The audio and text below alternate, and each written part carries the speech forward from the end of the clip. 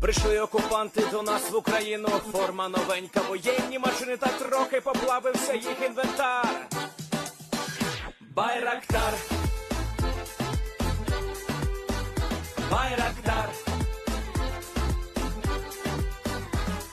Російські танкісти сховались в кущі, щоб лаптем посьорбати довбані щі, та трохи у чах перегрівся навар.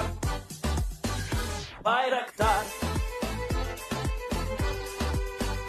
Байрактар. Приперли зі сходу до нас барани для восстановлення великої страни. Найкращий пастух баранячих отар. Байрактар, Байрактар. Їх доводи всяке озброєння різне, потужні ракети, машини залізні, у нас на всі доводи є коментар. Байрактар, Байрактар. Вони захопити хотіли нас зразу, а ми зачаїли на орків образу з російських бандитів, робить примар. Байрактар, Байрактар. Російська поліція справи заводить, там пивцю рашистів ніяк не знаходить, хто винен, що в нашому полі глухар. Байрактар, Байрактар. Веде пропаганду кремлівський урод, слова пропаганди ковтає народ, тепер нове слово знає цар. Байрактар. Байрактар. Байрактар. Байрактар. Байрактар.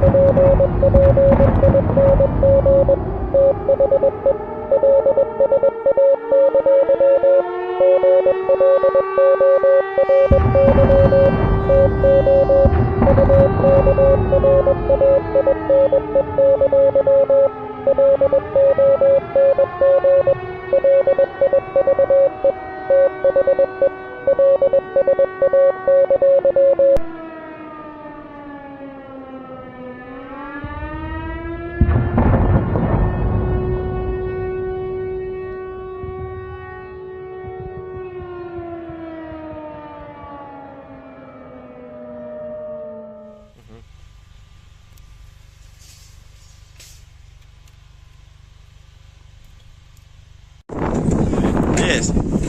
The Leaf Spring Army sends its regards.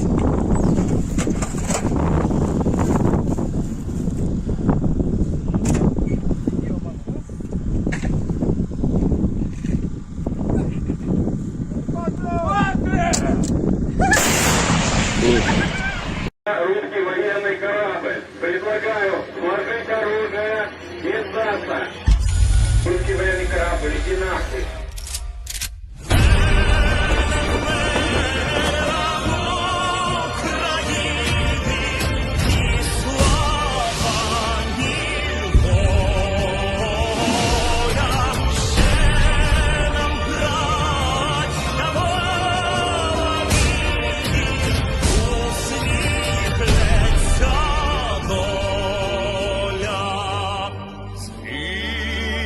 Наші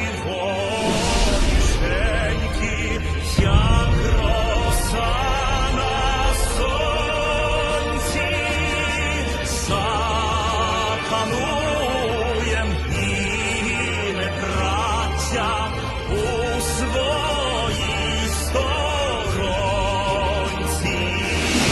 І прошу й тіло ми положим за нашу свободу. І покажем, що ми браття козацького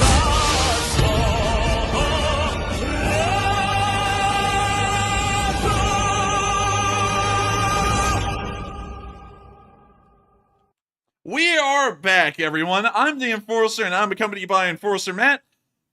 And good evening, folks. It's Enforcer Matt, and welcome back to day 498 of the news, and it's good to see you all once again, and I'm alive. And of course, we're going to be covering the past 24 hours of the news of the war in Ukraine. We, unfortunately, are going to just have to leave yesterday and the day before's news to our war summary videos that we made yesterday and the day before. But, as many of y'all know, for the first time in channel history, we have had the longest break from streaming ever. It was an entire 3 days, 72 hours, without a live stream. That is mostly because Matthew came down sick with some kind of a bug. And while Matthew is here tonight, Matthew's been having a really tough time over the past few days. He has had a fever up to, I think, 104. It's been pretty rough for him, but I'm going to let Matthew take over for just a second because he actually still has a fever right now, and I was just wanting him to have a little word with y'all real quick. So take it away, Matthew. And I gotta say, folks, ever since Sunday night, some of y'all heard me having to break down that stream basically and leave early because whatever I got, I think it was the infamous bug that everyone's been hearing about for months. It has been a hell and back for the last few days, but luckily we're back tonight. I was able to do a video earlier today, so hopefully I'm on the up and up. But yes, I had a 104-degree fever at one point. This has been one of the roughest things I've been through, so thank goodness I'm getting on the better. Yeah, and so hopefully Matthew will be getting better.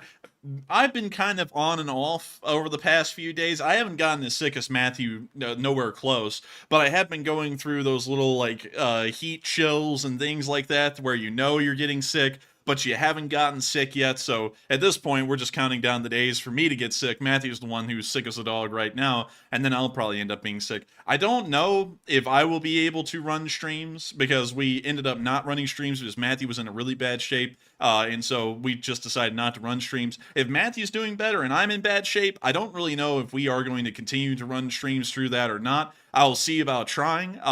Perhaps we'll see. But of course, that is kind of the lay of the land and the run of the mill right now, because I know many of y'all were wondering why in the world our streams didn't come back on after the 4th of July. We were supposed to take the 4th of July off. That is one thing that we had pre-prepared and told y'all about. But we weren't supposed to take off the day after and the next day after. That was something that was not supposed to happen. Yet it did because Matthew was sick and we just couldn't run a stream. Because for this stream to run, it requires both of us to be able to do it. Matthew's got to do all of the administrative work in the background, such as gathering up live chats, super chats, running polls, things like that, and banning bots from the live chat, and then I run the show that y'all see on air. And so, with one of us out, the show just can't run. Whether it be Matthew or whether it be me, the show really can't run that well. But anyways, enough talk about why in the world we haven't been running a stream for the past 72 hours. We are now going to be moving on into today's massive news, and today's news is actually pretty big. It was a perfect time for us to come back, because the Ukrainians have finally begun the next wave of their counteroffensive, it seems, and they were able to make some decent ground, and have been able to make it to some key areas along certain parts of the front line. Before we get into that massive news, though, I have to bring y'all really quickly up to St. Petersburg, because something pretty funny happened in St. Petersburg. Many of y'all may have already heard about this at this point, but I had to go back and recap on this because it is hilarious. Prigozhin's house has been raided. We also understand that Prigozhin may be back in Russia right now, but we're going to wait for a little bit more news to come out on the live stream for us to cover that here. We did cover it in a summary video today, but Prigozhin's place was raided, and we got to see some pictures of Prigozhin's mansion. And so, here is the first picture. And I'm not going to lie, this guy has got a little bit of class. I mean, it is somewhat tacky in some ways, like, for example, this giant golden, like, candlestick thing in the middle of the room. But the rest of it, I mean, it's not that bad. However, I think it's one of the better Russian mansions I've seen, this one he's got. Yeah, I'm not going to lie. He also has a Wagner flag inside of his house, along with a uniform, I guess with all the medals that he has gotten. And then in the next picture, we can see what appears to be the main entrance to the house, which is a chessboard floor made out of, of course, tiles, obviously marble tiles, I'm guessing, and also a grand piano. I'm not gonna lie, this part of the this part of the house looks pretty dated. It looks like it's from like the 1970s or the 80s, but it's still not that bad. It's Russia after all. Moving on into the next picture, we also got to see his stash, and he's actually got a stash. He's got an AR. He also has, I think that's a CX4 right over there. For some reason, those are common over there. I don't know why. It also appears that he has some kind of a semi-automatic shotgun, perhaps, under those papers. He also has a AK-74 right here. And then he also has a... That kind of looks like an AK-47, I'm not going to lie. So I think this may be an AK-47 right here. We can also see that he has a Glock 17, Matthew, just like you. Oh, a Glock 17? I have a 19. Oh, really? I thought he had a Glock 17. Yeah. I think that's that, ceremonial Glock that somebody gave him. Didn't Putin or somebody give him one of those Glocks? It was like special edition or something. I think maybe. Perhaps. I'm so. trying to think about that. I think it may have been the ceremonial Glock. And he has that red-lettered brand ammo, Matthew, that's imported to the United States. That ammunition for the 7.62s. I think it's skill cased or something. They got some of that. And so it looks... Wait a minute, hang on. It also looks like he may have an AK-12 right back there, but I can't really see that one too well at the bottom of the picture to be able to say whether that is an AK-12 or not. But he's got a little collection of guns. I gotta be honest, though, for someone with a net worth of $1 billion, this gun collection is a little mid. I would think that you would have some better stuff than just this, but apparently this is all he has. Honestly, kind of disappointed. Anyways, moving on from that, we can also see that he's got the bullion up in there. He's got gold blocks in styrofoam, just gold bars, just straight up gold bars in boxes. He also has some fat stacks of American cash, 50s, 20s, maybe even hundreds in there. Can't really see any hundreds. He's even got some fives. He's got every currency but rubles in that box. Yeah, he does, doesn't he? He's got US dollars. He's probably got euros in there, too, that we can't see. And then he's got gold. No rubles, though, because everyone knows the ruble is just straight-up garbage. Moving on to our next picture, we can also see his gym. So his gym looks like it used to be a bedroom. In fact, there's a bathtub over there. So this certainly was a bedroom at some point that has now been converted into a gym. I mean... This isn't really the most impressive room, and there also looks to be some kind of a wet spot on the ceiling or a place where they put tape on the roof. I can't really tell, but not really that nice. Then moving on into the next picture, this was actually nice. This is apparently a sauna shower inside of the mansion. Pretty nice, I have to say. You don't really find a lot of showers like that often, so, pretty impressive, not gonna lie. Then moving on into the next picture, this is apparently the indoor swimming pool. And there's also a kiddie slide over there for whenever Prigozhin feels really, really daring, he can go down the kiddie slide. But this is the indoor swimming pool. Pretty nice. And then the final picture is of some kind of a hospital room that they had inside of the mansion. I don't know what this was really for, and it kind of looks archaic. But this is apparently a room that they use as an impromptu hospital room in there. I don't really know how that works, but still, pretty interesting nonetheless. And that is the overall look at Prigozhin's mansion, or at least the pictures that have been coming out so far. Meanwhile, we also saw this interesting little piece in the corner. This is some kind of a cheaply made mimic of a sledgehammer that's been upscaled massively. You can see it's about the size of a door, so maybe about 6 feet tall at its tallest. And it says, for important negotiations on what would be the head of the sledgehammer. So That's definitely different. That is definitely different, and I think that's going back to that whole deal where they executed that Wagner soldier with a sledgehammer, if you remember that video, Matthew. Yeah. I think this is a reference to that. So pretty bizarre to have that in the house. But moving on from that little bit of a dark topic, we also got Prigozhin's selfies. Now, these have been circling around, and these are rough. All right, so going on to our first one. Oh my god. Oh dear. What Dude, the hell? He looks like a guy named Brett who works in IT. I'm not gonna lie, man. It's a pretty rough look right there. I think this was made in Syria.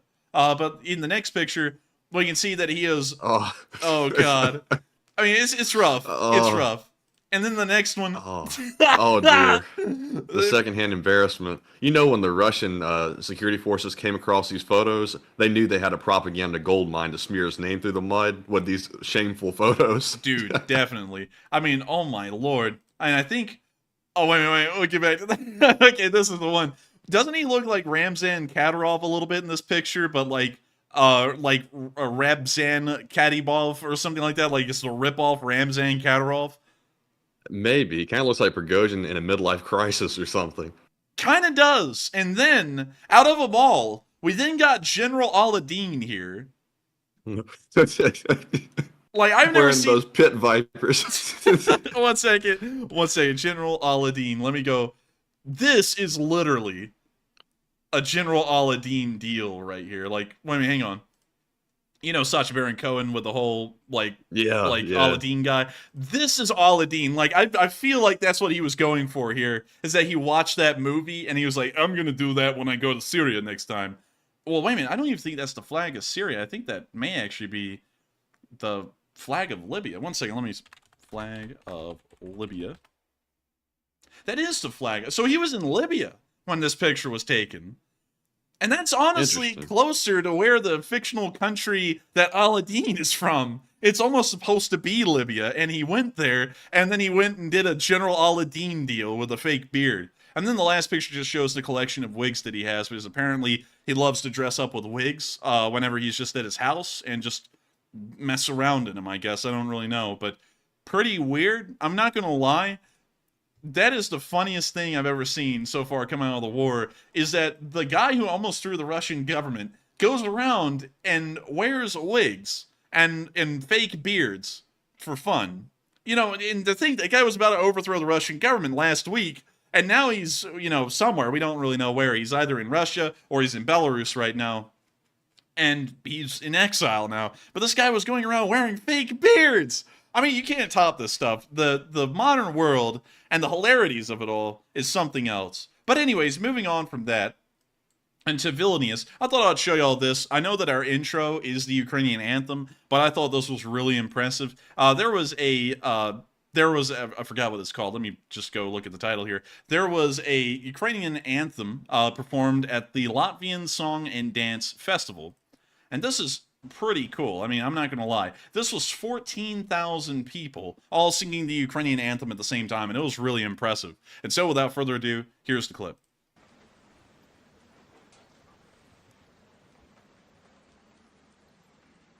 We can see everyone. Oh, never mind.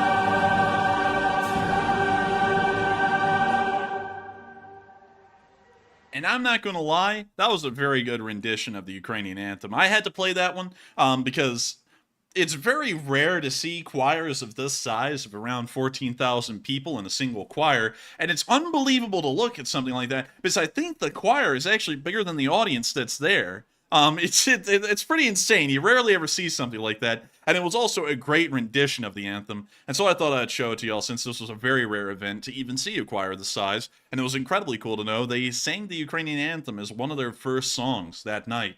And I think it's also a great thing to know that the Eastern European world certainly stands behind Ukraine. It's made clear every single time there is a public function in Eastern Europe that the Eastern Europeans, if it was possible, they would go into Ukraine and they would fight with the Ukrainians if it wasn't for NATO and them being implicitly bringing NATO into the war if they were to do something like that. But still, amazing nonetheless, and a really cool thing to see. And many of y'all may know that the chance for patriotism was not missed here in the United States recently, as the 4th of July did pass, and we did have a channel holiday that day, but many of y'all probably went out and enjoyed the 4th of July, at least our American viewers. Y'all went out and watched the fireworks shows that were everywhere, maybe made a fireworks show of your own, maybe it was even in city limits and had an illegal fireworks show. Hey, I'm not judging, but apparently the Ukrainians also hopped onto the whole high-stepping 4th of July celebrations and lit up the statue of the motherland, which is their statue. It's kind of the similar one to like the motherland calls in Russia inside of Volgograd. This is like Ukraine's version of it inside of Kyiv, and they lit up that statue that night on the 4th of July with the stars and stripes, which I thought was really cool looking. And really That's great. Very cool. Yeah, really cool. And also great to know that they were wishing the United States a happy 4th of July, because as many of y'all may know, and it's pretty far removed now for a lot of Americans, you know, obviously it was nearly, I think, 230 years ago at this point.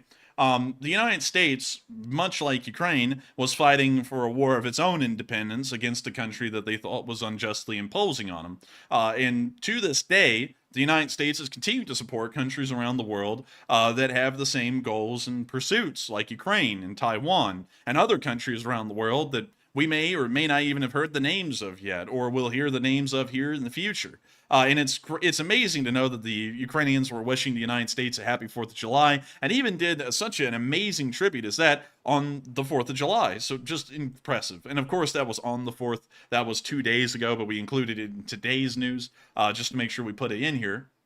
And moving on from that, we can see that patriotism is something that is certainly not amiss in Russia. No. People in Russia are incredibly patriotic. People in Russia lay down their lives to defend the Russian Federation. And it's something really, really inspiring to the Russian public. It's incredible. And the Russian government always makes sure to appreciate the great Russian patriots that go out there onto the battlefield to die for Russia's interests. One of those Russian soldiers ended up dying in Ukraine about a week or two ago. And in honor of that dead soldier, the Russian government decided that the best thing to do to honor the memory of this soldier was to build the family of the dead soldier a brand new outhouse. And here's a picture of it. This outhouse was built by the municipality this soldier is from, so that way the family could crap in peace while they think about their dead son. It is an amazing and moving tribute, and it shows us that the Russians really do care about their people. I mean, like, hell, they have some of the most advanced sewage technologies in the world. I mean, some people out there, they don't even have this. They just crap on the floor or in a toilet or something. I mean, an outhouse is really, it's something special. It's something unique. And I don't think anyone could ever top such an amazing tribute to a soldier as a covered outhouse. Absolutely incredible. The finest truly. And look, it's made out of fresh wood. It even has hinges for the door.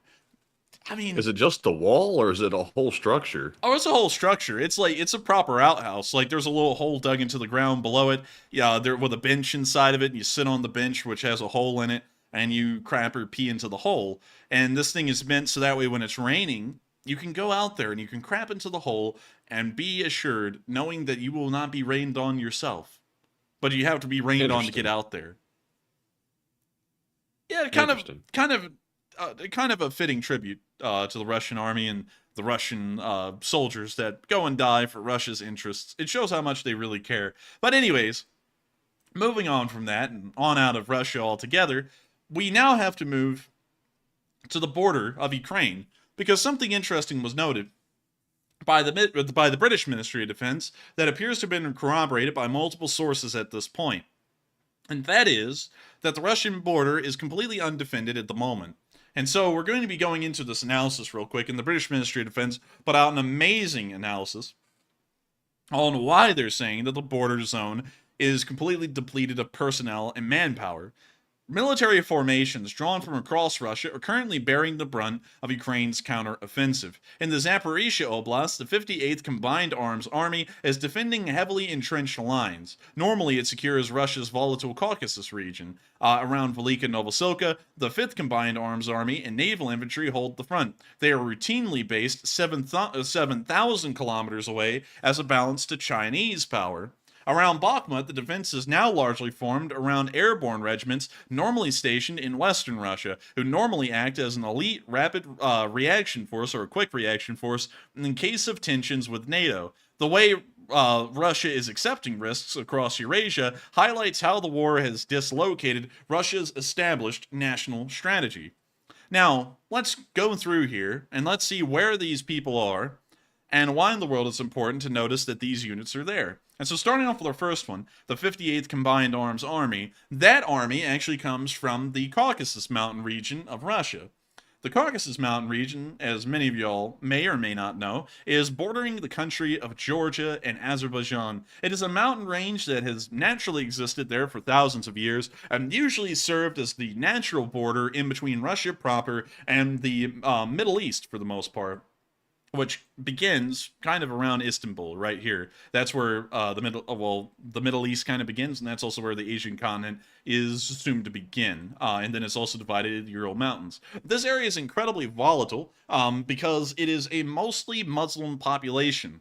And considering that the large majority of Russia is Eastern Orthodox, there is a large amount of cultural clash that has always been occurring ever since the times of the Russian Empire, even during the times of the Soviet Union and now the Russian Federation, in between the majority Muslim oblasts and republics of the Caucasus Mountain Range and the Russian government, which is largely controlled by the, Eastern Orthodox aligned Russians, or Russian culturally aligned Russians. These are more so different, more so in relation to Azerbaijan, Georgia, or Armenia than really Russia at all. And so this area has been very volatile, and many of y'all also may know of the two wars that happened here over the 90s and the 2000s with the Chechens. That would be the Chechen War and the Second Chechen War. This area is incredibly volatile, and the Russians require a large amount of a military presence in this area to make sure to quell any uprisings or riots before they really begin to take off and cause a massive amount of damage. And so the 58th Combined Arms Army has been in this area for decades at this point, making sure to quell any civil unrest and put it down before it can cause anything severe. And now we've been told that the 58th Combined Arms Army, according to MOD intelligence, has been moved out of the area and is now entirely in the Zaporizhia Oblast. So all of their fighting force is no longer holding down the Caucasus Mountain Range area. They're now in Ukraine fighting there. And so this area, there is the possibility that something could happen here, and the Russians would have an incredibly slow or non-existent response to anything happening there. Moving on from that area, another interesting bit of news is that around Velika Novosilka, the 5th Combined Arms Army and Naval Infantry are holding the front there, and they're usually based around the Chinese border. And that Chinese border in question is actually out here along the border of Manchuria.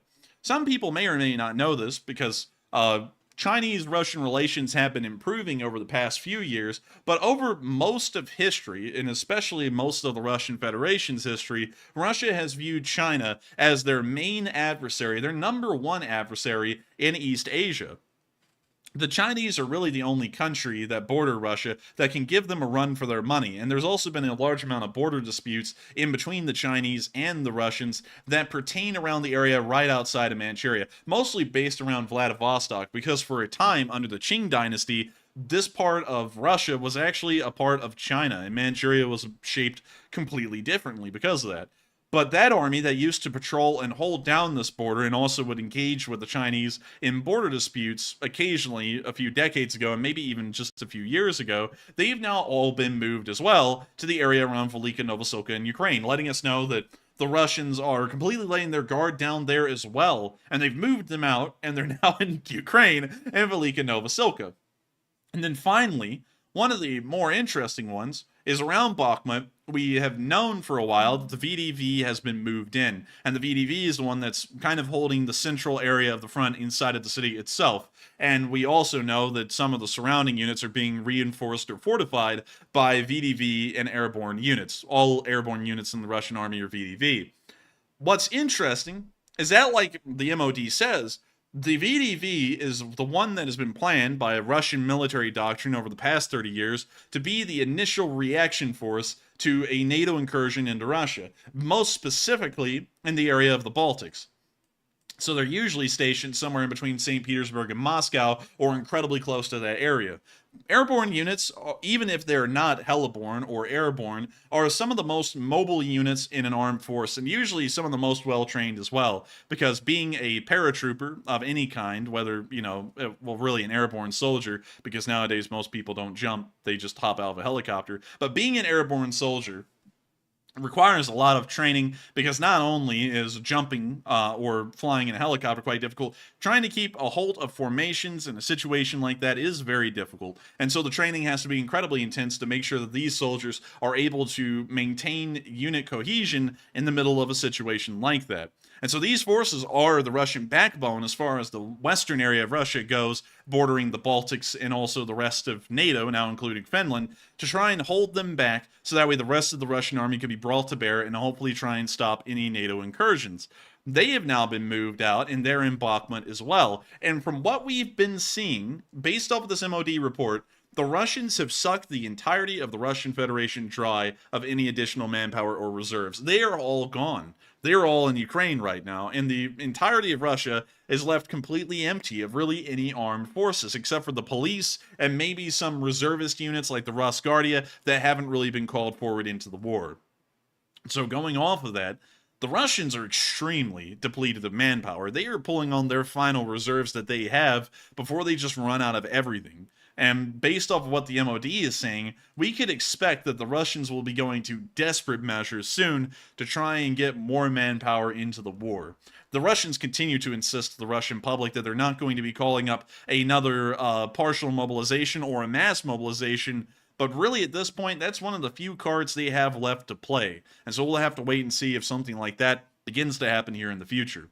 Moving on from that bombshell news, though, that the Russians have run out of all reinforcements, and moving on into Rostov-on-Don, we also saw an interesting kind of bug spray, Matthew.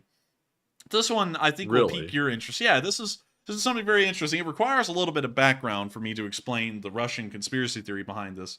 So, do you know, Matthew, about the bioengineered mosquitoes here in America? Yes, the ones where they released millions of them. Yeah, the ones where they release millions and they're genetically defective. They breed with wild mosquitoes, and then their eggs are infertile, so it kills off mosquito populations, and the plan is to eventually try and eradicate things like Zika virus through pretty much just exterminating the mosquitoes that way. Yeah. So what the Russians are saying is that those mosquitoes are in the United States are actually a test bed to inject them with some kind of a disease or an illness that will only target Russians. And the United States or the NATO countries are going to release these things into the air over Russia, and whenever they bite a Russian, they're just going to kill them pretty much within hours. Kind of like the sickness you have right now, Matthew. It'll do that, but it'll kill you. And so what the Russians have done is that they've made a bug spray, and we saw this on a store shelf, and it says, to protect yourself from NATO mosquitoes. There's the branding. What in the world? Oh my god. This is insane. So, it's a Russian soldier from like the 13th century. This would actually be a Kievan Rus soldier by that logic, because the Russians didn't really exist at that point. But we'll move it forward a little bit. A guy from Muscovy, a Muscovy swordsman, is slashing at mosquitoes that are blue, and they also have a little band on their stomachs or their abdomen that has the NATO symbol on it. And so this bug spray is made, according to the Russians, to protect you from NATO mosquitoes. That's crazy. That is pretty wild, and it's pretty stupid. And on top of that, Also, by the way, I don't know what was going on with our chat, by the way, but it totally stopped for like 5 minutes, and now it's back. So I'm not sure what was up with that. huh? That's weird. I didn't even realize that. I didn't even see that over there on the side. But anyways, NATO mosquitoes. That's new. That's going to be something that goes down into the Doomsday Playbook. And also, I don't know what it is with the Russians in believing that the West is able to bioengineer diseases to directly attack Russians only. I don't really know what it is with that, because nothing in the world at this point, no disease, whether it be supposedly engineered or naturally forming, has only targeted a specific group of people at this point and left everyone else alone. How in the hell would a disease even be able to differentiate from real Russians and non-Russians? Let's say there were Russian immigrants in the United States. Would it kill them too, or would it avoid them because they live geographically out of the area of Russia? It just makes no sense. And I don't know what it is with the Russians and insisting that there are bioweapons that can specifically target and kill them. Because, I mean, like, hell, think of all the historical examples. And they use historical examples like chlorine gas and mustard gas. But there was no carton of chlorine or mustard gas that said for Russians only. No, chlorine gas just kills everyone. So I don't really know what it is with people, well, Russians, and believing this stuff, because there isn't even any kind of technology out there in the world that would make this possible. It's just insane. It's just bizarre. But anyways, we're going to be moving on from the bug spray, because the bug spray is just asinine. And we're now going to be moving on into our location unknowns. And we're starting off with a pretty cool one tonight, actually. It's of Ukrainian prisoners of war returning, but I do have to let y'all know they appear incredibly malnourished and heavily mistreated. But still, nonetheless, it is 45 Ukrainian soldiers that have been able to return home, and it is amazing to see. Although it is also mixed feelings, it's kind of bittersweet, because you see how poorly they were mistreated, but at the same time, they're finally back. And so, here is the clip.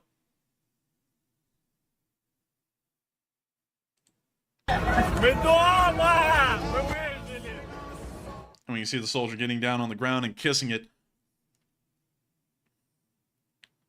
But you can see on all of them that all of them are in pretty tough shape. Pretty thin, very emaciated. They've been starved, pretty much. Ever since their entire time in captivity, they have been heavily mistreated. And that's visibly clear. I mean, that's not something you have to interview these people for. You can see that they've been starved. This guy here appears that he may have even lost an eye. We don't know if he lost that eye before he became a prisoner or after he became a prisoner. But this is still very, very sick to see, that every single time we ever see Ukrainian prisoners of war being released, they are in the worst condition that you could imagine. I mean, it's horrendous, really. And it's sickening to think that there are people out there, like someone we actually covered on the show a while ago, a former American colonel, that say things like the Russians don't mistreat Ukrainian prisoners. And then we see videos like these where they come back and if they were in any worse condition, they'd be dead. And then people want to go and say, oh, the Russians, they don't abuse anyone. They don't deprive them of food. They don't torture them or anything. And then you can see visible things such as wounds, and I'll show you this. Wounds that have been covered up with bandages, like on this guy's leg here. Now, who knows how long this guy's been in captivity? Probably months. And they're telling us that this guy has had a wound for months, and it hasn't improved? Now, that's BS. Either he's getting no medical treatment, which is already a violation of the treatment of prisoners, or he's been tortured, and that was an inflicted wound by interrogators or torturers. That is also a violation of how to treat prisoners. And it's just sickening to see. It's great to see that they came back, but at the same time, it's absolutely terrible to see how the Russians treat their prisoners, and it's incredibly badly. But that's the end of the clip. Very bittersweet, seeing how poorly they've been treated, and hopefully the Ukrainians can ensure that less of their soldiers are taken prisoner here in the future and plan their battles accordingly. But before we move on into the next one, we've got to get on into the juice. Matthew's been throwing up some juicy polls, and I think that there's no better way to bring Matthew back on air than to go through those leading questions of the night. And so with that, Matthew, what do we got? All right, so moving into our first question segment of the night, we have our first poll, which says Prigozhin has allegedly returned to Russia after agreeing to exile in Belarus, and what are your thoughts? 48% said it's true, he's likely in Russia. 26% said it's too early to tell. 18% said unsure, and 7% said it's false, it's misinformation. And if y'all watched the short war summary earlier today, y'all will know that the source of this information is Lukashenko, so take it with a grain of salt. However, it is rumored that Prigozhin is now in St. Petersburg. It's unclear why, and really I have no real reason why he'd actually go back to St. Petersburg at this point, because he would be a prime target for Putin to take him out. So I'm going to say I'm unsure. But Enforcer, what say you? I would say I'm also going to be unsure because nobody's actually really seen Prigozhin at this point. There's really been no firm proof that he's even alive right now. He's just kind of like a phantom guy who's moving from place to place, and people are saying he's here and people are saying he's there, but we're not really getting any proof either way. So with that, I hope that addresses that fairly well, and we are on to the next one. All right, and our second poll says the U.S. refuses to comment on the Wagner Group or Prigozhin's whereabouts, and why do you think that is? 35% said the U.S. doesn't know where he is. 30% said unsure and undecided. 26% said the U.S. is involved with him, and 9% said he might be dead. And I find it kind of interesting that none of the U.S. officials are willing to even broach the topic of where Prigozhin even is. And I don't understand why that'd be a sensitive issue and why they'd want to keep that secret unless they simply don't know where he's at. So to me, it looks a little suspicious. Maybe might suggest maybe they have some kind of involvement where his current whereabouts really are at this time, but we really don't know. That's just speculation on my part. But Enforcer, what say you? Shoigu! I've disappeared. Nobody knows where I am. But I would be honest. It is weird to hear that no one's even making a comment at all about where he is. You know, they could just say, "Oh, he's in Belarus" or "He's still in Russia," but they're not going to make a comment at all. Now, the U.S. intelligence knows where he is or what's happened to him. So it is very weird to hear that no comments being made on him, which may suggest that he's dead. But who really knows? You know, the answer we'll probably only find out maybe in a few weeks or months' time. So at the moment that is weird, but I still would have no idea where Prigozhin really is. It's turning into a game of where's Prigozhin, kind of like where's Waldo. But with that, hope that does address that the best I can. And with that, we are on to the next one. All right, and our third poll says that despite many reports, Lukashenko now claims there are no Wagner forces in Belarus. And what are your thoughts? And yeah, he actually said that. It looks like 37% said Wagner never went to Belarus. 33% said that can't be true. Wagner is there right now. 20% said unsure, and 10% said it sounds like Wagner left Belarus. And on this one, I am beyond confused at this point because I could have sworn that Wagner was in Belarus near the southern part of the country constructing camps for them to stay in. I'm not sure exactly what happened to that story. Now it appears there's no Wagner in Belarus. So at this point, who the hell knows what's going on? But Enforcer, what say you? I don't even know. I mean, it seems really bizarre, and everyone's just kind of coming out with contradicting stories at this point, and it's the same people who made the original stories of what was happening to Wagner and Prigozhin and such, and the stories just aren't really clear at this point anymore. So I would have to be quite honest. I have absolutely no idea. And I also got to be honest with you, Matthew, the bug is coming to me. I'm getting it right now. I can feel it, and I'm burning alive. So with that, I hope that does address that fairly well. Now y'all can enjoy two sick people running a show because I am going to be getting sick here probably within the next hour. I am burning alive, and I'm assuming that I probably have a low fever at this point. But with that, we are on to the next one. All right, and that was our last poll for now, but there are many more to come, as you know. So, with that being said, we're jumping into our Super Chat questions. And up first, we have a very generous $25 donation from none other than Gary Robbins, longtime channel viewer. And Gary, thank you for always supporting our work. And he puts in that $25 donation and says, "First donation, and I missed you last night. We have lots of new listeners, and please explain the mighty Leaf Spring Army to them."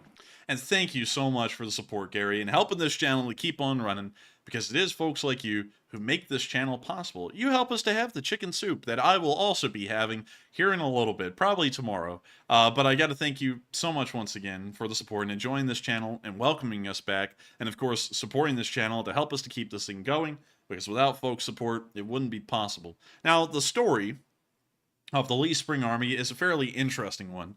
I'm actually sweating right now, by the way, Matthew. It's it's getting rough. But F. Putin said, this show is going viral. You're damn right. It's going viral in both ways. oh man, yeah. So the story of the LSA, a fairly interesting one, by the way. So way back in the day, way back at the beginning of the war, I sat there and watched a Pantsir S somewhere in the area around Chernihiv burn in a field. Here's a picture of a Pantsir right here.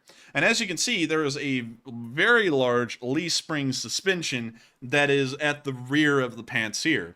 Now this thing, something a little bit odd to me. I don't really know a lot about vehicles, but I did watch some videos from the 1930s about car suspension that was made by Chevrolet, and they were talking about in the 30s that the leaf spring suspension was kind of going out of the window, and it was going to be gone within the next decade. At least that's what they said in the video.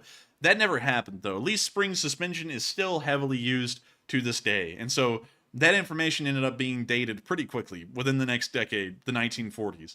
And so when I saw this Pantsir burning in the field, taking that information that I heard on that video, I was like, oh my god, this is archaic. Nobody uses leaf spring suspensions anymore in the West.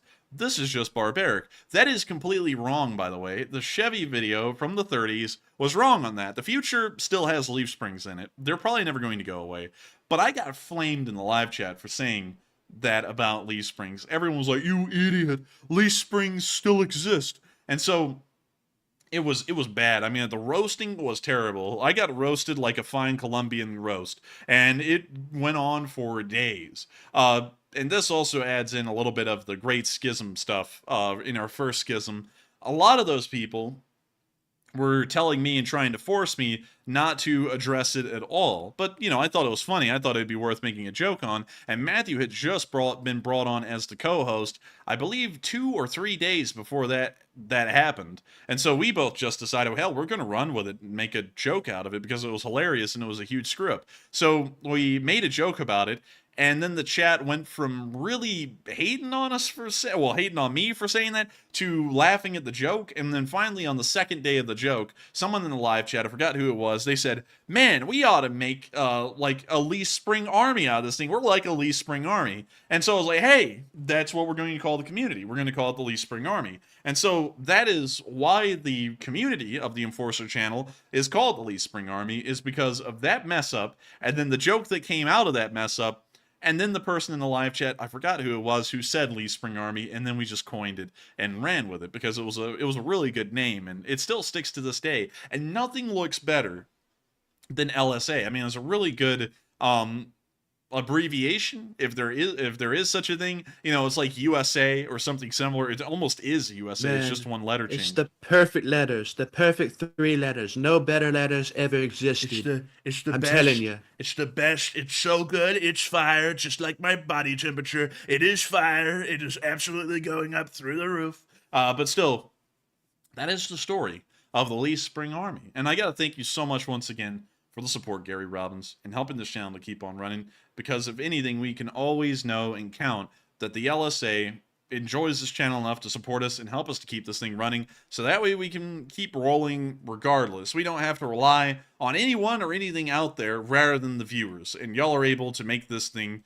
possible. And so with that, thank you so much once again. I hope that does address that fairly well, at least the origins of the Leaf Spring Army. And with that, we are on to the next one.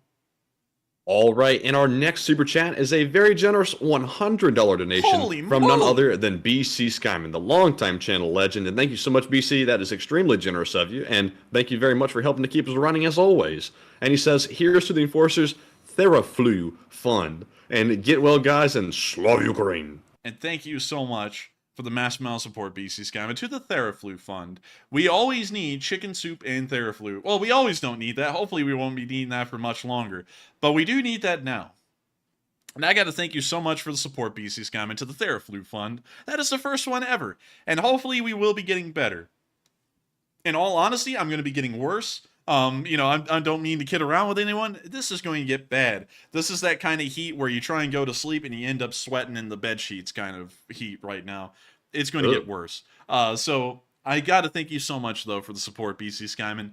And, of course, being with this channel forever. And I got to thank you so much once again for being here with us tonight and supporting us as we continue to run this thing, because Matthew is pretty rough. I'm going to be honest with y'all. I don't know if Matthew would want me to say this or not, but Matthew is really faking it hard right now. He is feeling really bad. He was... That defeats the purpose of me faking Well, it. I mean, that's supposed to be in the background. Yeah, but you know, I would not Nah, you can leave that part alone. I'm trying to fake it so that way I sound good. But Matthew, you know, that's something I gotta admire though, Matthew. You've been faking it really well. I don't even think many people could tell if you were sick unless if we said you were sick. And I've got to give a lot of respect. I'm about 70% better. But I don't like to harp on it because that's beside the point. This is about the news, Ukraine.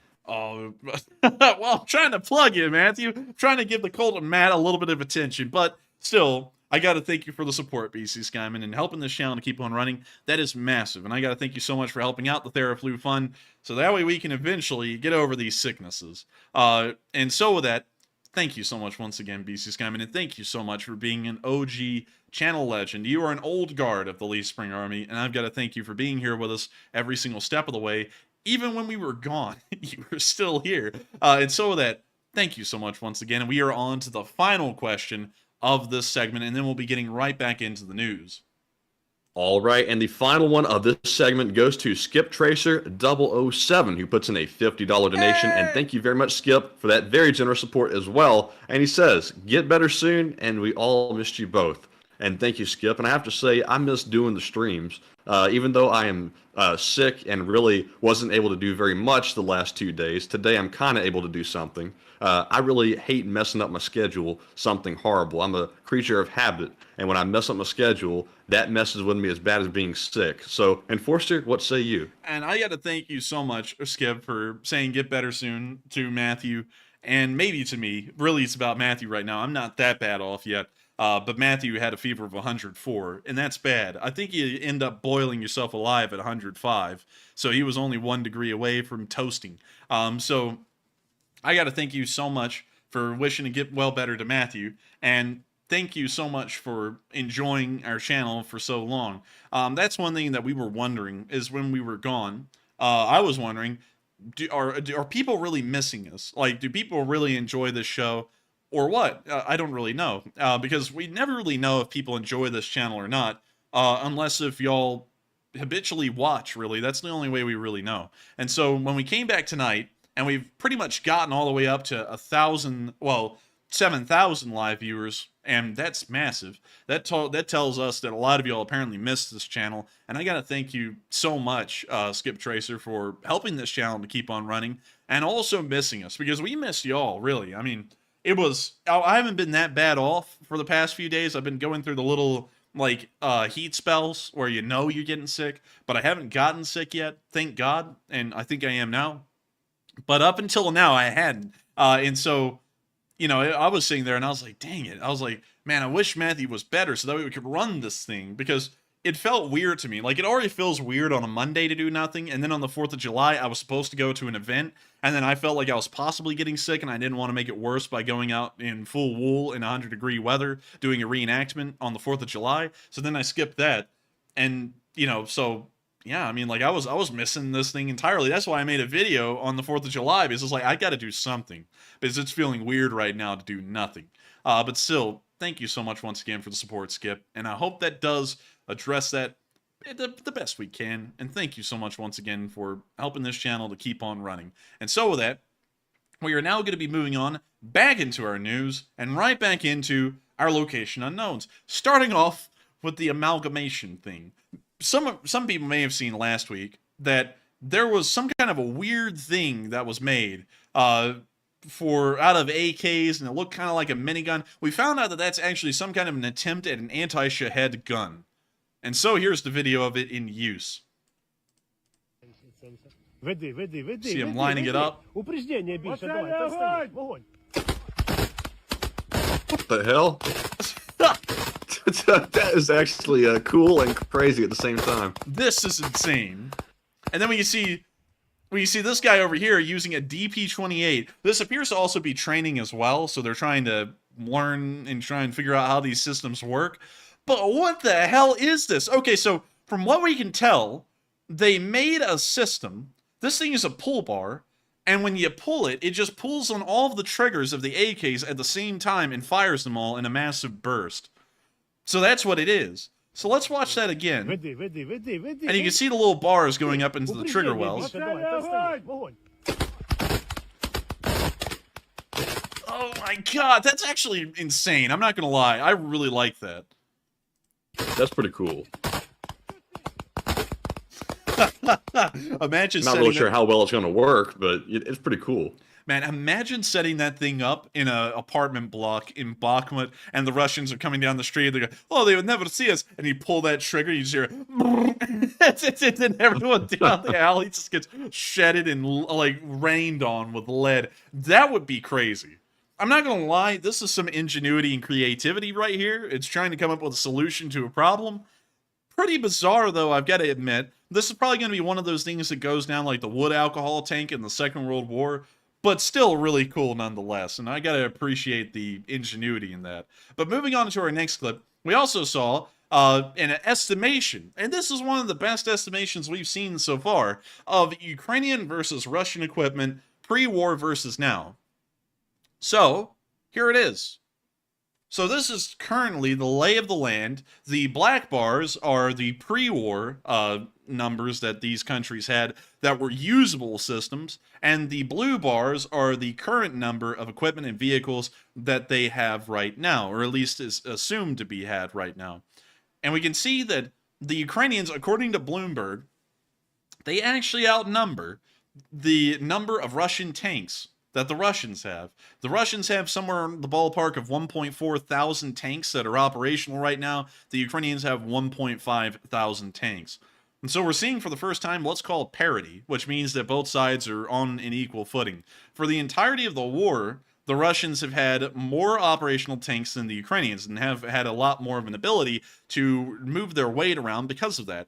But in an attempt to move their weight around, we've seen that they've lost a lot of it. And now they have gotten down to the same level as the Ukrainians. And in fact, the Ukrainians have ended up gaining nearly 550 armored vehicles since the start of the war. That's also including losses as well, because the Ukrainians have lost tanks. And the amount that they've gotten from foreign countries, such as the PT-9120s, the Leopard 2s, the Abrams, the Challengers, and I'm assuming that that current number is also including the pledged tanks that haven't arrived like the Abrams, they now have a little bit more tanks than the Russians do that are actually fieldable on the lines. We can also see, and as far as heavy artillery guns go, the Russians still do heavily outweigh the Ukrainians in terms of field artillery. They have 1.9 thousand operational field pieces. The Ukrainians only have about 1.1 thousand. But that number appears to be getting closer and closer to each other as time is going by. The disparity in between the two is only around 800 to 700 artillery pieces. At the beginning of the war, that number was around 1.6 thousand. And so it's getting closer. Hopefully, by some point in the war, we'll also see parity on these two levels as well, where Ukrainian artillery is able to gun out Russian artillery par for par.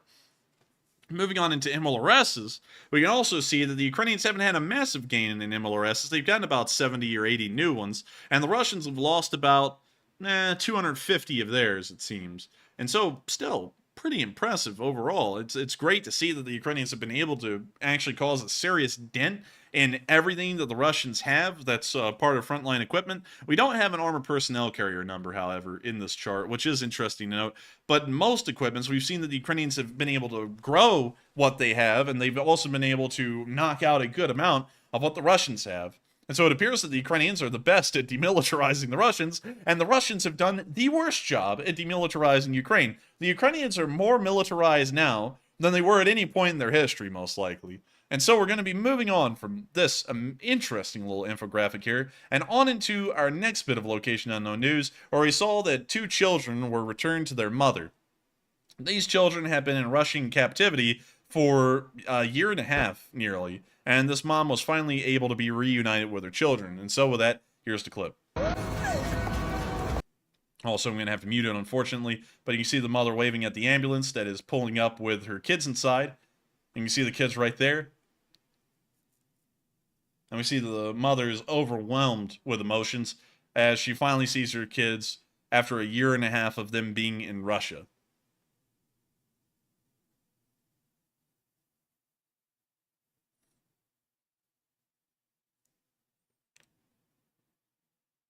was pretty touching. I wish I could play the audio for y'all, but unfortunately, there is a song over this. It's most likely copyrighted, so you have to avoid that. But she is completely overjoyed by this, and it's a great thing to see. And we can also see the dad here as well, having finally got their kids back.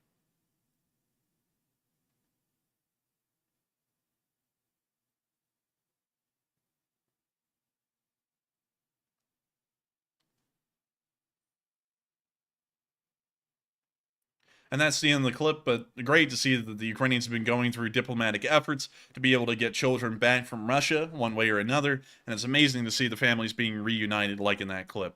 And now moving on into our last clip of Location Unknown News, we also got to see the Russian casualty report over the past 24 hours. And Matthew's sickness is going to disappear. Oh, they got 7 Bobcats. Wow, look at that. 7 of them bonding, and it appears that people were really missing our show because they started to add the Enforcer Twitter with all of the Bobcat memes. So I'm guessing... Hey, let's go. Let's see, Guy Luckhurst, don't mean to click on the profile, sorry about that, but Guy Luckhurst... Hey, got a free shout-out. Yeah, and Jimmy D, they both put in Bobcat memes, and it is... Jimmy likes Bobcats. Jimmy loves those skidster loaders. Man, Jimmy likes those Bobcats. Man, what the hell was the guy from Seinfeld, though, that was into Vagachi, the tragic clown or something like that? You know, the guy who had all the pictures of Elaine up on the wall? That was that... what was his name? He was the guy that did the voice for a bunch of stuff. I can't remember his name, though. I can't remember, but he sat there and went, "Hi, Elaine. I took these pictures of you." You know, and all that crap. He was being all weird, and he got pepper sprayed. I can't remember what his name is. I can't remember it. I can't remember. Somebody will, though. Someone will. I know someone will know the answer to that. But anyways, moving on from that, because that joke fell flat because I can't even think of the name of the guy. We could see that 600 Russian soldiers were liquidated. Crazy Joe Davola, that's it. Thank you, Poisonous Frog. It's Crazy Joe Davola. And remember, Matthew, when Kramer went to see the tragic clown or whatever, and that guy came out dressed up like a clown, and he was like, "Are you afraid of clowns?" And Kramer went, "Yeah." It's like, dude, that was a hilarious episode. I'm not gonna lie. But anyways. 600 Russian soldiers liquidated over the past 24 hours. That means that they're gone and they're pushing sunflowers up. Nice to see. 15 armored personnel carriers also joined them. Once again, a fairly good number. That is actually a few above the war's average. 23 supply trucks were destroyed, a very good number. 6 tanks were also knocked out as well, along with 22 artillery pieces, 21 drones, an MLRS, 9 anti-aircraft warfare systems, probably one of the highest single numbers we've seen of the war. And that's truly impressive right there. 9 anti-aircraft warfare systems. If we were to do the math on that, and everyone's going to take a bated breath here as I probably get the math wrong, 9 times 15. That is $135 million of anti-aircraft equipment that was just destroyed in a single day. $135 million. Think about that. Some of y'all could blow that if y'all won the Powerball in maybe about a few months. But that is a massive number of money. I mean, that's huge. And that is unbelievable to think they've lost that many anti-aircraft systems. Because the average one costs around $15 million US. That is going off of an S-300 or an S-400 system. And they lost 9 of them. And we also saw that they lost the 7 special equipment vehicles as well. That could be Bobcats, excavators. It could be anything. It could even be just special purpose T-55s with bulldozer blades on them that have no turret. Those could also be considered special equipment as well. And they've lost 7 of them. And so, amazing numbers. And now it's time to get into those front lines where those numbers began to form. At this moment, we currently know that the Russians are still conducting an offensive in the area of Premena through the direction of Dubrova. And over these past few days, from the 4th of July up till now, we can see that the Russians have made no advances whatsoever in this part of the front. However, we have seen them taking losses. For example, this Russian tank getting slammed. And it's not getting slammed with vodka. This thing is getting slammed with straight, raw artillery fire. Here's the clip. We can see a BMP-2 and a T-72B. We can also see a T-72BV back here that appears to have been knocked out. And we can now see this one run over a mine and go nuclear. That thing's been knocked out. We're probably about to see the crew bail out here as well. Oh, and then the Ukrainians hit it with an ATGM just to make sure it was nice and knocked out. So that appears to be 2 main battle tanks that were lost and an APC in the area of Kremenna. Amazing. And love to see it. Y'all know it. We love to see it. Love to see it. We're now going to be moving on to our next clip, where we can also see near the Severansk forest in the direction of Kremenna that more Russian forces have been hit. All right. Oh, a cat. That combat cat, Elliot. We can see them taking combat cat. We can see the Russians going into a ditch alongside a dirt road near the forest. And we now see artillery being brought down on them. It appears that they have moved into the clearing where there is a high voltage line. And you see the artillery getting the entire length of the area.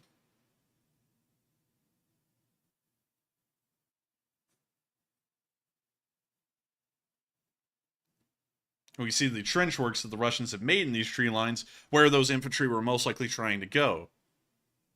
Dingbat YouTube said, homeschool much? Maybe. that's sick much? Yes, definitely. And we can see the artillery still coming down. And look at it go. Now it's starting to creep on over into the trench works itself, probably because the surviving Russians have moved out of the open and into the trench works.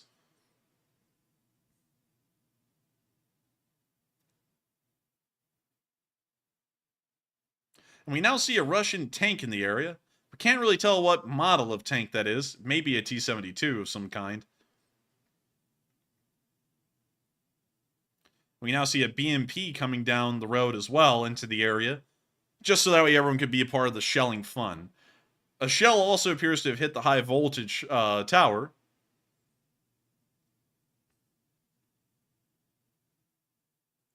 And we now see the BMP coming in and laying down the heat as the artillery continues to land around them.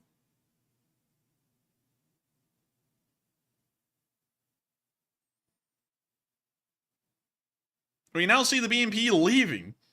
It shot 5 shots, Matthew, and then it went, okay, that's my job, and then, and left. And now we can see all of the Russians going into a rout as well. Looks like 30 of them. Can't really tell if that tank has been knocked out or not. It looks like the hatches are open. Oh, no, it's still operational. Oh. But the hatches are open, oddly enough. We now see an artillery shell land at the bottom of the high voltage tower. And it looks like... What the hell? Alright, that's a switch. Why in the world does this guy look like the boss from Smiling Friends? I don't know who that is, but... 1 second, let me go and pull that guy up off screen. The boss. Smiling Friends. Oh, you're gonna love this. He looks just like him, I'm not gonna lie. So, 1 second.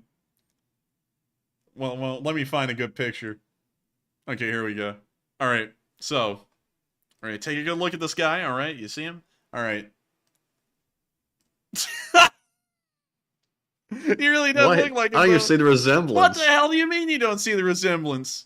Oh my lord. No. Okay, anyways. We can see that apparently they took a Russian prisoner from the area.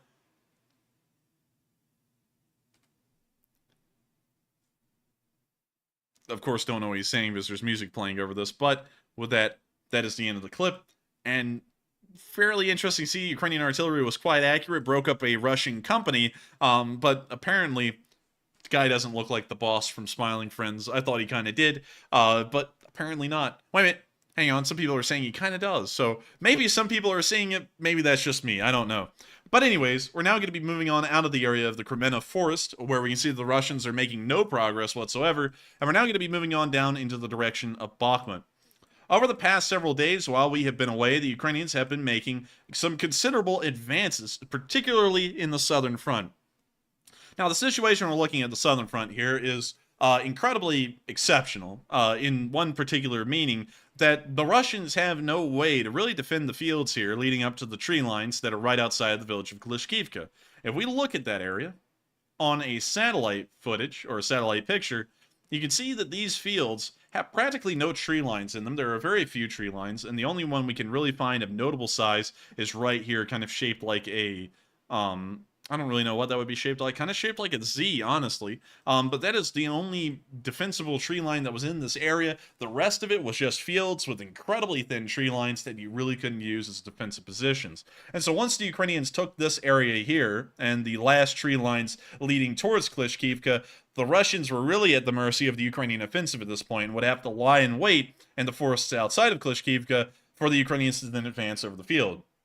Over the past 48 hours, Ukrainian forces have been able to consistently advance and force the Russians to retreat until the point that the Ukrainians are now descending onto the tree areas outside of the village of Klischkiivka, which means that Klischkiivka will finally be a battlefield again. It has been nearly 6 months since Klischkiivka was a battlefield at all. That was the last time the Ukrainians held it, was 6 months ago. And if the Ukrainians are able to take Klischkiivka again, the Russians are going to be in for a massive shock. Up until that point, there was no anchor point for the Russians down here in the southern front, except for Opitne, that was directly south of Bakhmut, and Zaitsevo, which was really their anchor point until they captured Klischkiivka, and then Klischkiivka became the anchor point of the Russian southern flank. If the Russians lose Klischkiivka, with the condition that the 72nd Brigade is in, which is their brigade they're using right now in the direction of Klischkiivka, it would be fair to say that the Russians may be pushed all the way back to Zaitsevo, maybe within a few weeks or a month, if the Ukrainians are able to take Klischkiivka, because there won't really be anywhere for the Russians to base their defensive positions out of. There won't be a place for them to kind of keep supplies relatively safe. None of that will exist anymore if Klischkiivka is lost. The only other place in this part of the line could be Andriivka, but Andriivka is so small that if an artillery shell landed in Andriivka, it would most likely hit whatever is in there. So Klischkiivka is really the only anchor point that the Russians have at this point, and if the Ukrainians take it, I would expect that we'll see that the Ukrainians are able to sweep around the Zaitsevo and around the southern flank of Bakhmut relatively soon, which will cause a massive amount of panic for the Russian army. We've also only been getting clips from this area. There was a small advance made near the area of Orkovo-Vasiliivka, but we didn't see that materialize in any video or picture evidence. It just was in advance, and that was that. But in the southern front, we've been getting a decent amount of videos showing the 3rd Brigade and the Fighting 93rd as they continue to push forward towards the town of Klischkiivka. So starting with our first clip, we saw a Russian tank destroyed in this area.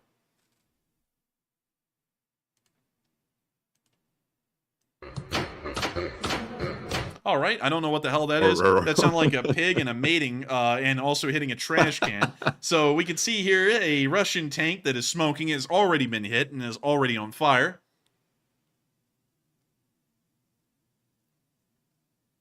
And look at that thing smoke. Oh!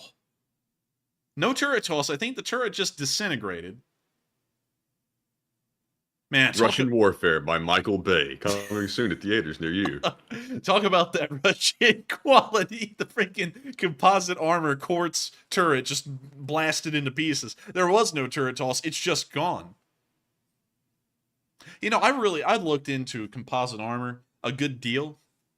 You would not believe how crappy Russian armor is. It is actually just straight up garbage. It's quartz.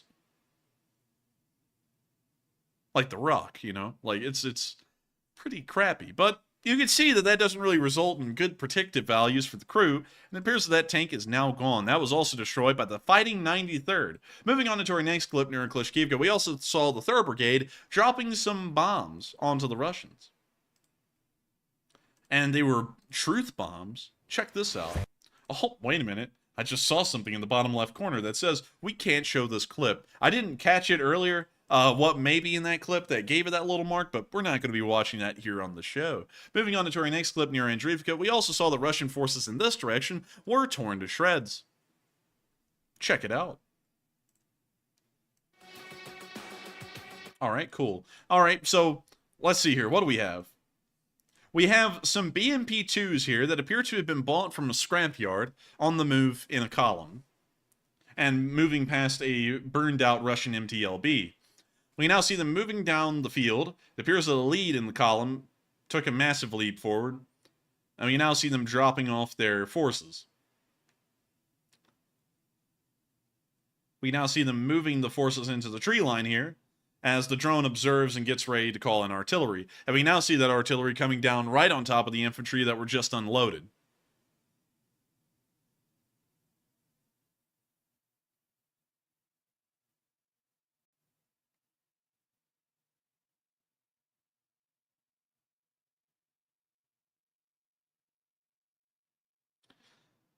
We see the artillery still slamming down.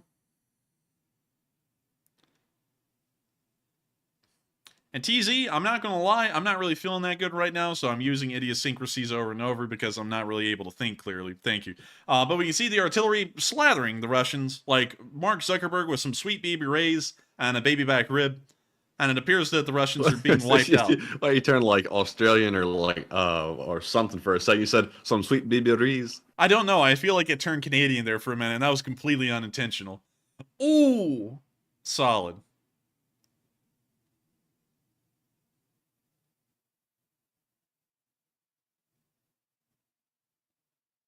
And we're still seeing him getting slammed. And I'm telling y'all, this isn't the way the Russians like to get slammed. The Russians like to get slammed with vodka. They don't like to get slammed by high explosive. That's just not the kind of fun they're into. But that's the kind of fun the Ukrainians are into, and it appears to be giving them some progress. And hopefully we'll see that the Ukrainians are able to take Klischkiivka within the next week. Moving on out of the Battle of Bakhmut and further on down into the Donetsk region, Donetsk was fairly busy today, actually. Incredibly busy compared to the norm of what we're seeing in this part of the front. Starting off in the battlefield of Avdiivka, Ukrainian forces are still continuing to attempt to move around and encircle the town of Krasnoarivka to remove this Russian anchor point from the flank of Avdiivka. It appears that so far that has been unsuccessful, but we did see that they were shelling Russian forces to soften them up, so another attempt could be made. And we can hear that epic copyright-free music that's used in a political campaign. He gets the job done. Let me go back and do that real quick. I have to do that. With Mike Smith, he gets the job done. There's no ifs, ands, or buts about it. He is the guy that you should vote for. But anyways, we can see the Russians moving around, getting into buildings, you know, just doing their usual camp stuff in squalor, which, you know, makes them feel at home. Wait a minute, what the hell? What's up with that? I don't know what this is. Is that a soldier? He's got, like, nothing on. Huh. Okay. That's Just got odd. naked Russians running around. So here comes the Ukrainian helicopter. It's going to fire off its rockets. Sick drift. Nice flares. We see the second one. We've seen this clip before. This is just a filler clip.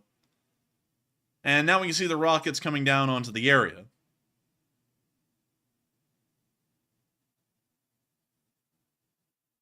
It appears to hit one of the buildings of this Russian camp and has caused a significant fire that's already spread throughout the length of it.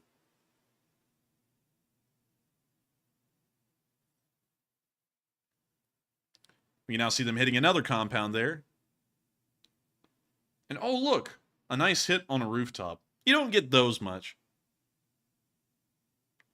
Oh. Oh. Man, honestly, I'm getting worse and worse feeling over here. I don't know if you can hear it, Matthew, but I've got a stuffy nose now too. Oh, buddy. I can't hear anything. Really? Well, that's good. Meanwhile, I'm sitting up here like feeling better and better, thinking, "Oh, I think I'm getting at least somewhat better." Man, it's for like now. It's like the damn Twilight Zone, Matthew, with that episode where that guy sat there and said, "Man, I wish I had your broken arm instead of the flu," and then he got the broken arm and gave the other guy the flu. Yeah, You know the one but I'm you know talking about? this thing that I've got, like it switches up on you every few days. So you'll trade some symptoms for different symptoms, like in a few days. And see, also you get this really bad brain fog where you really can't think. So like right now, my train of thought is all over the place. I can't really keep my thoughts together. Man, you sounded like that kid there for a minute that went, what you have the, if you went and did the drink. It's like you sound like that kid, if you know what I'm talking about. Something like that, that duck or that bird off of Stuart Little, I think, that was having to use the cue cards like, Wait a minute, you have to, there's a, dwa. That's the one, yeah. But anyways, moving on from us just talking about being sick. Sorry, everyone, I hate for y'all to hear that, but it is a thing. But moving on into the area of Yasna, Nevada, we saw that there was a railway depot fire here. We don't know how extensive this was. It didn't appear to be that large compared to the size of the railway depot, but it is burning something in the rail yard.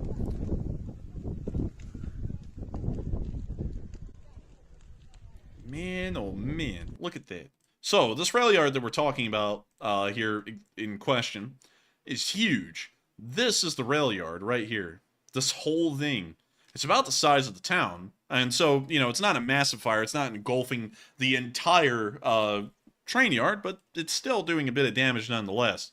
Moving on from that, and on into Makivka, we also saw some explosions happening in the center of Makivka.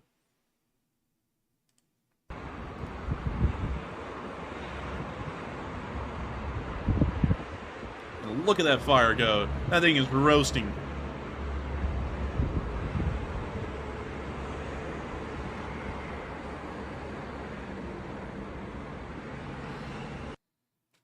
And that's the end of that clip. But, very interesting to see. We don't know what's burning there, but we will be trying to find out. Moving on from that, and on into the area of lsot, we also saw some Russian ammo being exploded down here by a precise Ukrainian artillery strike. Check it out. Beat nuts. Alright. What in the hell? I don't know what Man, they that snuck was. that in right at the beginning, too.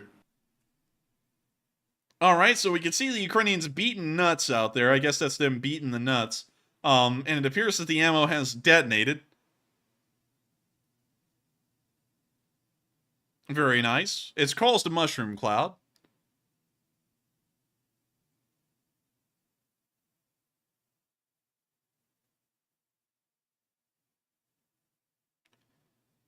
And that's the end of the clip. And look, they got the ammo. Isn't that nice? And so we're now going to be moving on from that area of the front line and out of the area of Marinka and down towards the direction of Blahodotny, another Blahodotny, believe it or not, where we saw that a HIMARS hit a grad. And that grad was not very grad that it was hit.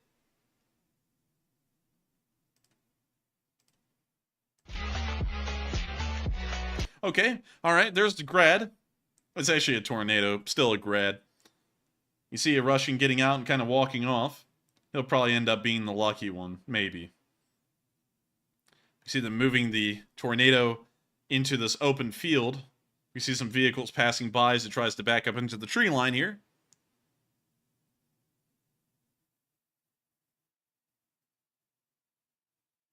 And we can now see where the tornado is. We can now see the HIMARS firing off its missile. Oh. Wow, you can actually see the missile.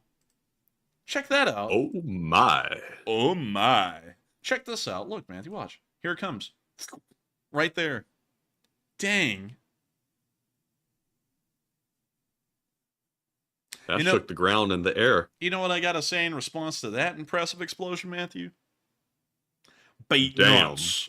Oh. Beat nuts. Mr. Bing. But anyways, very nice to see that the HIMARS was able to get its direct counterpart on the Russian side, a tornado, and hopefully the Russians will be sorely missing that tornado. And so, we're going to be moving on from that little tornado. I guess you could say that that's an E1, because that thing was pretty mild and ended up passing over like a nice, calm wind. And so we're now going to be moving on into the area of the southern front, where we have seen the Ukrainians making advances. Let me go back here. So, over the past 72 hours, while I say that they're making advances, it appears that they actually have not made any advances in this direct area. But we did see video clips coming from this area today. For example, some Russian forces being hit.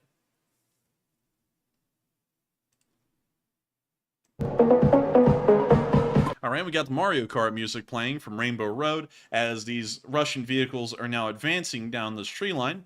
We see it's a column here, and one of them just got hit by an ATGM or an anti-tank mine. Couldn't really tell, but it has been knocked out.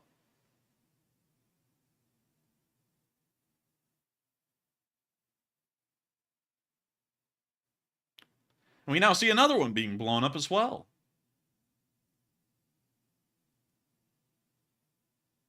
And another one. And can we get another one? Nope, we can't. But we still saw multiple Russian vehicles knocked out, and that will hopefully be improving the Ukrainian situation and that part of the front. Moving on to our next clip, we also saw a Husky avoiding being hit.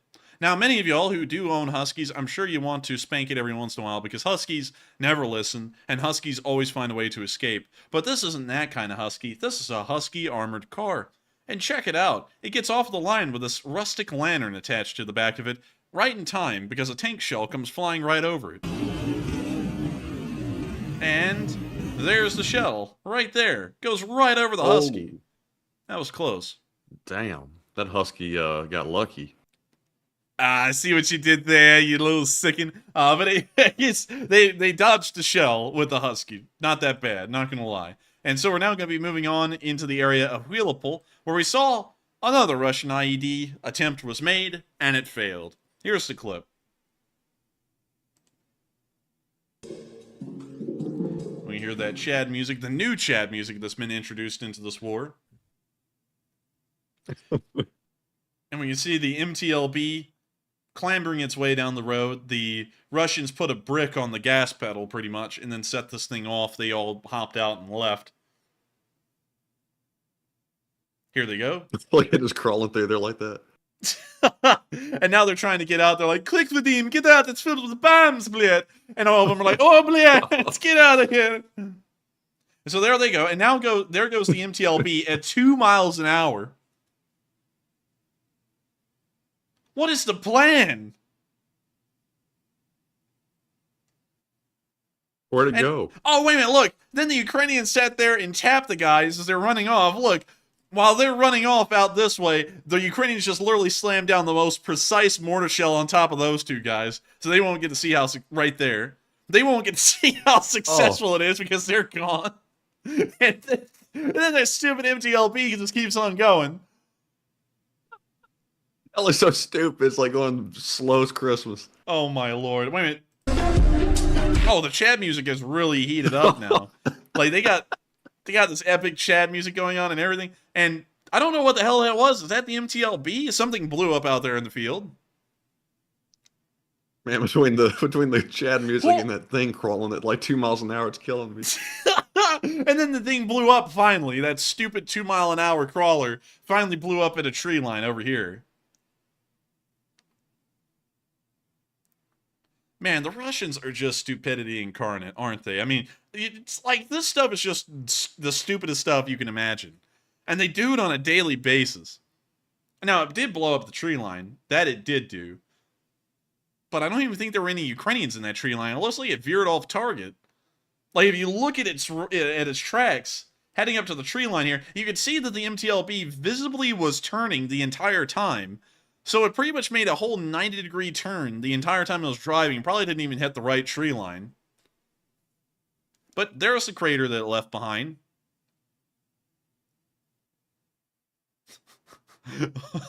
You know, one thing that makes me laugh, man, is that the guys put that brick on the gas pedal and said, quick, let's get out of here. We can survive. Boom! And then they got hit by a mortar shell as soon as they got off the MTLB. It's like you can't win. It's like these people can't win.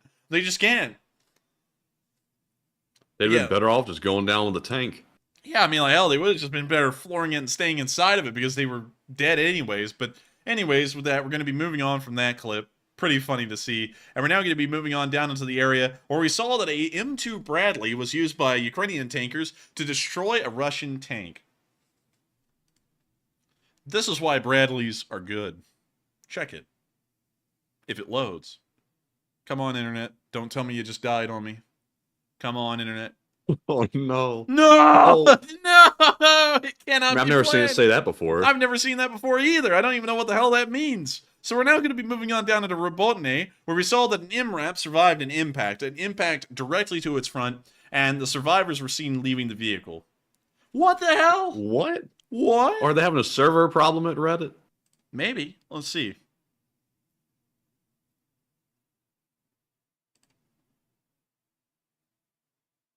Okay, it's loading this time. Looks like we may be having some progress here. Come on. Okay, so I guess I'll just describe the video. This MRAP here that you see in this picture was hit by an ATGM to the direct front, and the crew cabin survived. I don't know what's up right now with Reddit, but apparently the videos are not playing. Very odd, very odd. But anyways, it's nice to see the MRAPs are doing their job. And now moving on into the area of Piatsky-Katsky, we saw that over the past 48 hours, no advances have been made here. But on the bright side, we did see a little clip of the Ukrainians destroying some Russian BTR-82s in a shed. This video does play. That's a blessing. A blessing. Blah. And we're going to be muting the Shiki Briki Sonic music. the Hedgehog type beat. Oh no, Shiki Briki donkey. But anyways, here's the infrared. We now see them dropping a bomblet onto the roof. Onto the roof.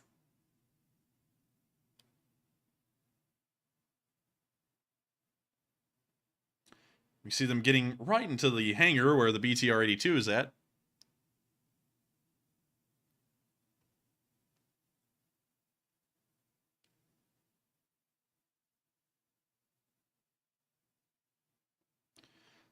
And man, they juicing. The fire starts spreading down the whole shed. That thing's up. It's gone.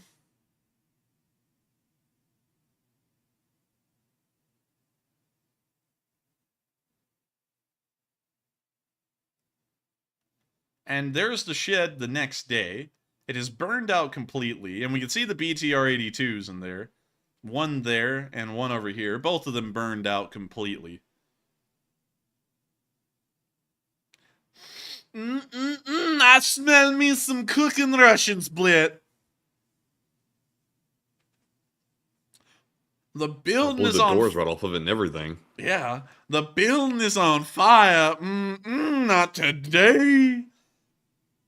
If you know what I mean. But great to see. And we can see the drone panning in between the two, one after the other. We can see the little BTR-80's turret right there on the floor, right by the BTR-82.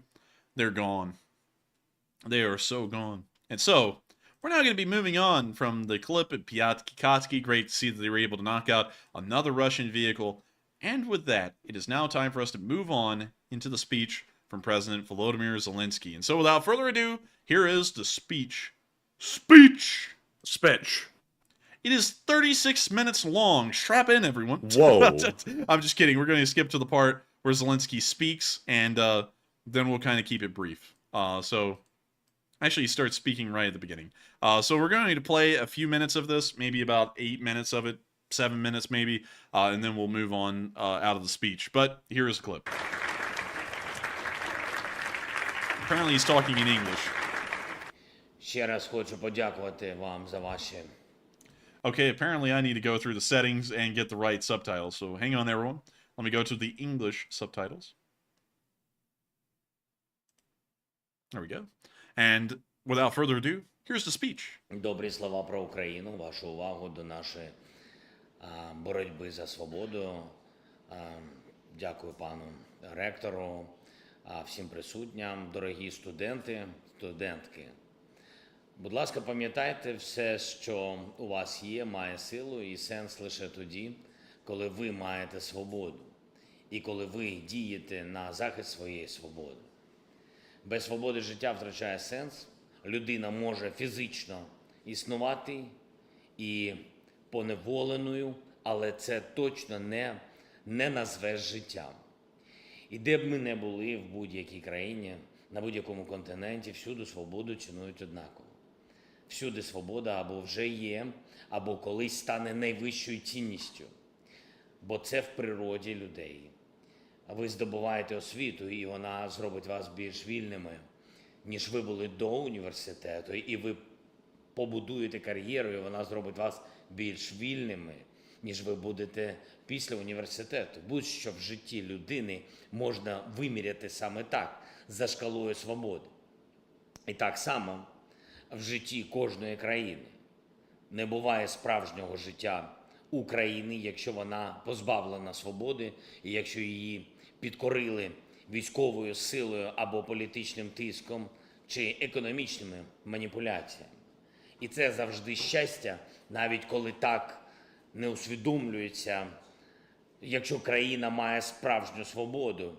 Цієї неділі Аргентина відзначатиме свій День Незалежності.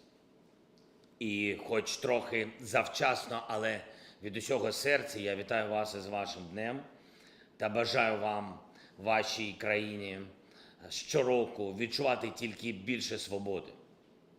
Ми в Україні відзначимо свій День Незалежності теж влітку, 24 серпня, але в абсолютно інших обставинах.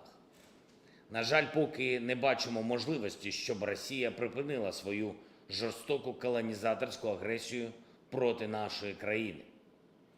А щоб вибити окупантів з усієї нашої землі та звільнити від поневолення всіх наших людей, нам потрібен час. Ми ніколи не хотіли цієї війни. Ми не йшли на землю будь-якого іншого народу. Це Росія прийшла на нашу землю, спалює наші міста, вбиває, депортує наших людей. Для нас це війна за свободу. І тому ми боремось попри все і не віддамо нашої свободи. Але я хочу, щоб ви знали, в цій війні вирішується доля не лише українців, в цій війні вирішується значно більше. Я наведу такий один приклад. Цієї ночі з 5 на 6 липня буде рівно місяць після одного із найжорстокіших російських злочинів цієї війни. Рівно місяць після підриву дамби та споруд нашої Каховської гідроелектростанції та знищення Каховського водосховища. Це було одне з найбільших водосховищ Європи, а зараз це просто засохлий мул. Росія окупувала Каховську гідроелектростанцію ще на початку повномасштабної війни. Вона повністю її контролювала. Кожну споруду, дамбу, абсолютно все. І ще торік ми попереджали світ, що окупанти замінували дамбу. Така інформація була у розвідці, і це, на жаль, виявилось правдою. Росії потрібен був підрив дамби, щоб за рахунок цієї катастрофи, лише уявіть собі це, спростити контроль над частиною нашої окупованої території. Десятки затоплених міст і сіл, вбиті люди, знищена природа. Найбільший екоцид в Європі за десятки років. Руйнація екологічного балансу на площі в сотні тисяч гектарів. І все заради чого?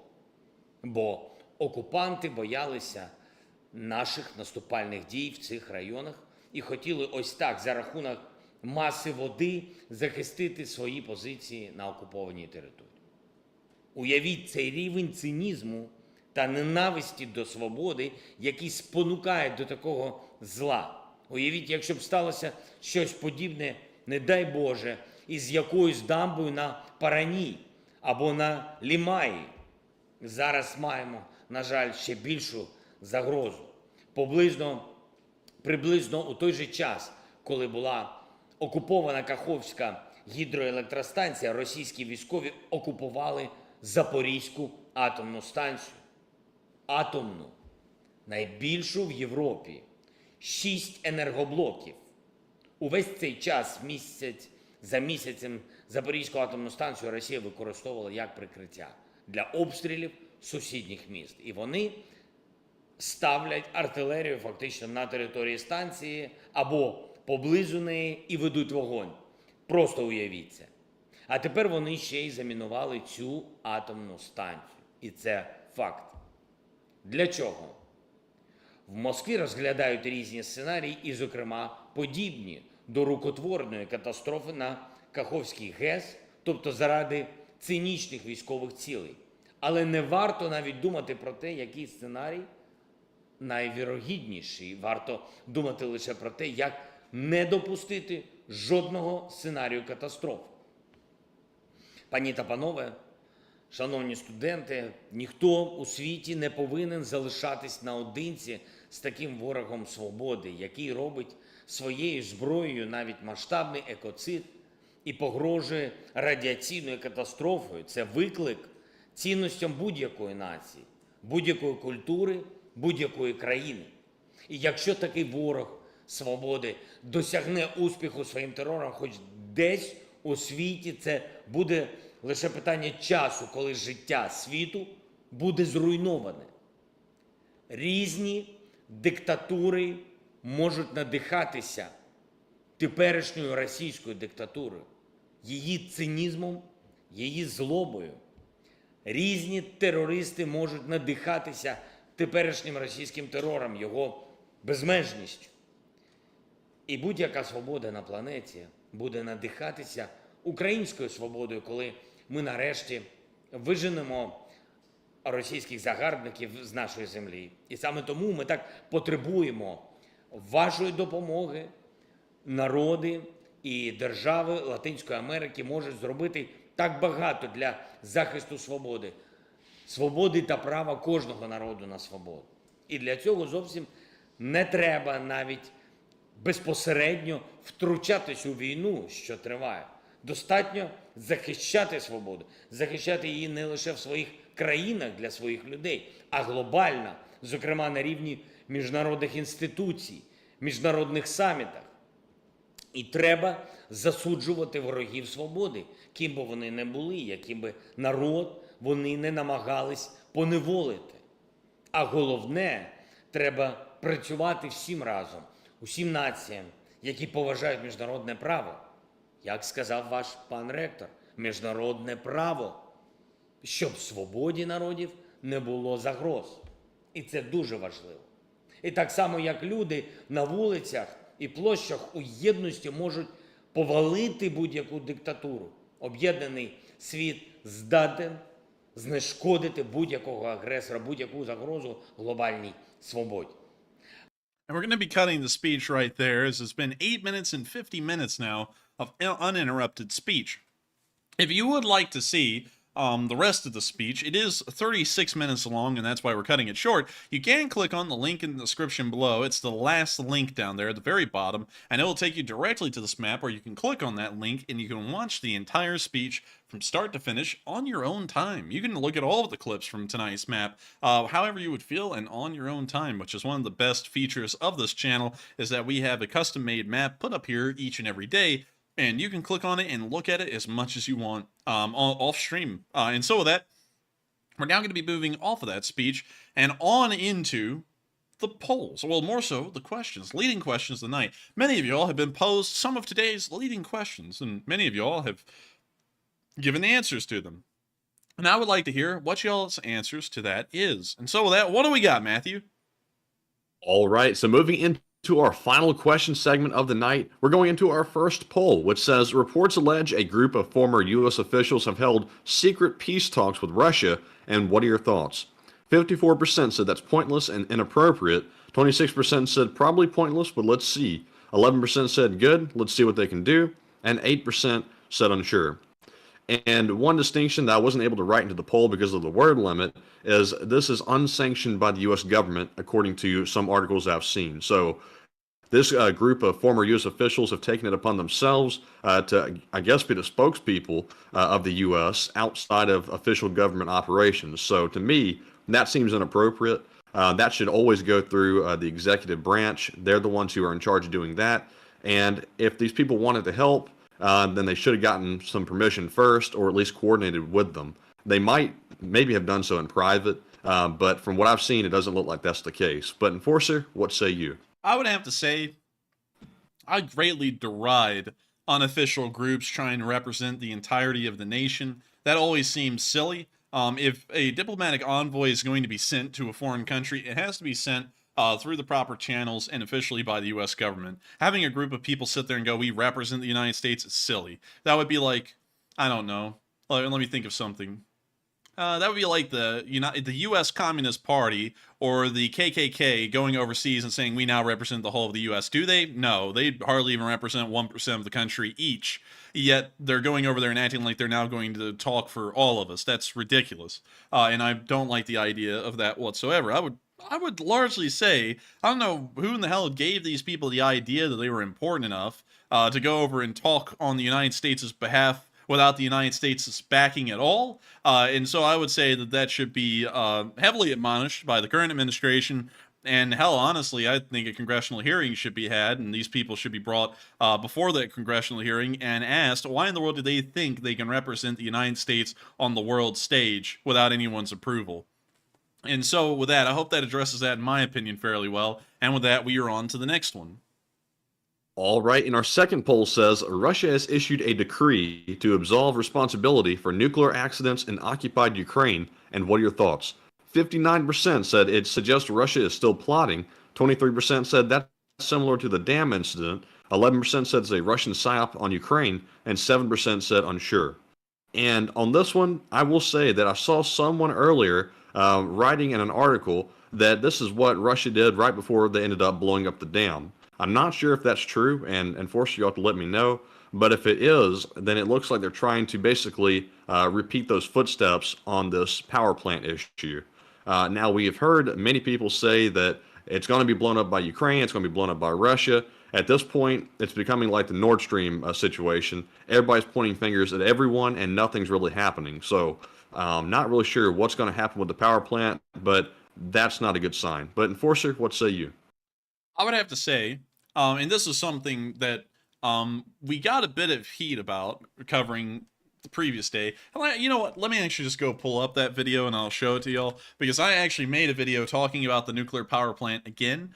And that was yesterday, actually. So let me go to that real quick and let me grab that video, because I know we can't be copyrighted for our own videos. I just know that that's not happening anytime soon. So hello everyone, I'm the Enforcer. Wrong screen. Let me rip that over to here.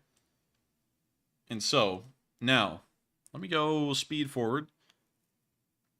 So this is the part that's in question. We're going to mute it. And so this is from Mark Krutov. And this is satellite footage, satellite pictures more so, of the roof of reactor hall number 4. Reactor hall number 4 encloses the reactor itself and also its steam-powered turbines in the same building. That's how every single nuclear reactor at the ZNPP is set up, is that the reactor is the forwardmost part of the building where you see that red dome, and then this larger part here, this large rectangular area, houses the steam turbines. And based off of this footage, you can see a picture is taken before the Ukrainians announced that there were explosives that had been planted onto the building, and then a few seconds later, the clip shows what it looks like in the present day, about 16 hours before this video went out. So that would be about 2 days ago at this point. And that's what it looks like now. Now notice that there are these white objects that have now appeared on the rooftop. A decent amount of them have appeared towards the far corner of the rooftop near the cooling pond. Based off of that, this is what we're assuming the Ukrainians are stating are explosives. They are actually incredibly large as well. It's very deceiving, this picture is, because this down here is your usual delivery van. You know, the usual kind, like a U-Haul sized truck down here. And that is the front cab, the forward cab of that U-Haul sized truck. These objects on the roof are about all the size of the front cab of a semi-truck. That's huge. You know, these things could be hundreds of pounds in weight from what we're seeing. And so I have a feeling that the Ukrainians are definitely correct that something has been put onto the roof of the ZNPP. These do appear to be some kind of objects.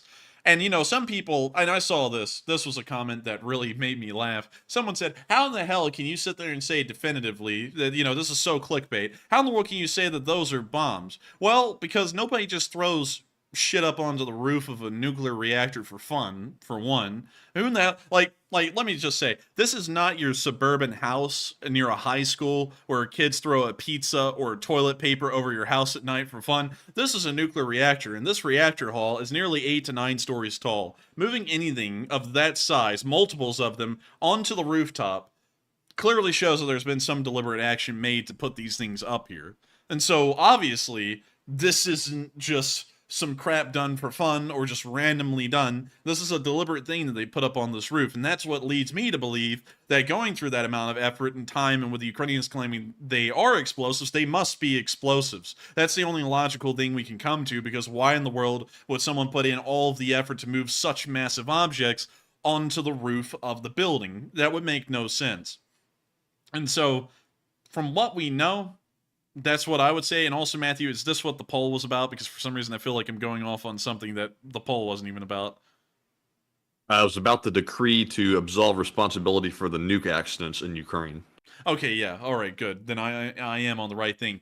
This clearly looks like something that the Russians are planning, considering that these bombs are there, and considering that we also saw that they passed a decree, I believe that was about a month ago at this point, that they'll be absolved from all responsibility and not have to launch any investigations for any disasters that happen to nuclear power plants, dams, etc. in the area. I would say that this is a clear sign that the Russians are planning on causing some kind of an incident here. Another thing I'd like to say is that many people have wanted to come up while we make these videos and make this news on the power plant and say that if the Russians just leveled the nuclear power plant, let's just say they just blew it up, every single reactor, nothing would happen. There would be no problems at all, and the world would be as fine as it was beforehand. I don't know where in the hell those people are getting that information, because nuclear power plants don't work like normal power plants. You can't shut them off and go home. For many months after a nuclear power plant is shut down, you have to sit there and you have to cool these reactor rods. That's just how it works. Reactor rods are hot, naturally. That's what radioactive material is. It's just hot. And when you put that in water, it boils it. So you can't just sit there and go, okay, we shut off the nuclear reactor, all the pumps are off, you know, we kind of just shut it down willy-nilly, and now we're just going to walk off. No, it will boil the water that's in, and the water temperature will become so hot, and the rods will become so hot that they melt into a mass at the bottom of the reactor pressure vessel, and then they just melt through the floor, and that's what a meltdown is. You can't just sit there and turn the thing off. It requires a constant supply of water, even when the power plant is technically offline, because the water has to remain cold, and the reactor rods cannot overheat. Otherwise, the reactor rods will go into a meltdown. That's just a fact of life. That's science. And you can't sit there and go, oh, you know, they could just blow up the power plant and nothing will happen, because it's like, okay, well, what will happen to the rods that are now sitting there without any cooling, probably all just sitting there just haphazardly on top of each other, no control rods in? What happens? It melts down. You know, if that's the only thing that can happen, is that it will go into a meltdown, and that's why the situation is impossible. Say what? Impossible. And I know the reactor roof cannot Because blow off. our BMK reactors don't explode. There's no graphite on the roof. There's no graphite. He's delusional. Get him out of here. He's delusional. And also, someone just said you were wrong. Period. Tell me why. Explain. Is that Comrade Dyatlov in the chat? Yes. Let me say something, Oscar. Because right now I'm not really feeling that hot, so I'm just going to level with you here and be honest with you. When people tell me I'm wrong, unless you actually back that up with some kind of information, I automatically assume you don't know what you're talking about. So if you would like, and I'm not trying to be rude here, but I'm not really feeling that great right now either. If you'd like, please explain how I'm wrong, and I'd love to know. But anyways, let's see. Someone just said, cool shutdown, it's kind of a misnomer. Cold as opposed to quick shutdown, as it is on. Cold is more like controlled. And let me go pull this up here real quick. Can reactors melt down when offline? All right. I have a feeling that Survival Mom may not be a trusty source. So let's go to Scientific American and let's read a little bit. Because I want to make sure that we're putting out accurate news here. And so, let's see here. Most nuclear reactors, including those at Japan's Fukushima Daiichi generating station, are high-tech kettles that boil water to produce electricity. That's what every power generator is. It's just a boiler. If another atom absorbs one of those neutrons, the atom becomes unstable. How does electricity provide? What fuels a nuclear reactor? How do you turn off a nuclear reaction? Sustained nuclear fission reactions rely on the passing of neutrons from one atom to the other. The neutrons released in one atom's fissioning trigger the fissioning of the next atom. The way to cut off a fission chain reaction, then, is to intercept the neutrons. Nuclear reactors utilize control rods made from elements such as cadmium, boron, or hafnium, all of which are efficient neutron absorbers. When the reactor malfunctions or when operators need to shut off the reactor for any other reason, technicians can remotely plunge control rods into the reactor core to soak up neutrons and shut down the nuclear reaction. Can a reactor melt down once the nuclear reaction is stopped? Even after the control rods have done their job and arrested the fission reaction, the fuel rods retain a great deal of heat. What is more, the uranium atoms that have already split in two produce radioactive byproducts that themselves give off a great deal of heat. So the reactor core continues to produce heat in the absence of fissioning. If the rest of the reactor is operating normally, pumps will continue to circulate coolant to carry away the reactor's core heat. In Japan, the March 11th earthquake and tsunami caused blackouts that cut off the external sourced AC power for the reactor's cooling system. In case of y'all don't know, nuclear reactors have to constantly be connected to the power grid because they require electricity from the grid to continue the pump's operation. So it's not really a completely internalized process. They actually require a connection to the power grid, which is why it was a big deal last year when one of the power lines ended up being severed in an artillery barrage by the Russians, is because that could potentially cut off the cooling pumps from any electricity. And so if they have to shut down the nuclear reactors for some reason or another, and there's no electricity to operate the pumps, a meltdown could occur.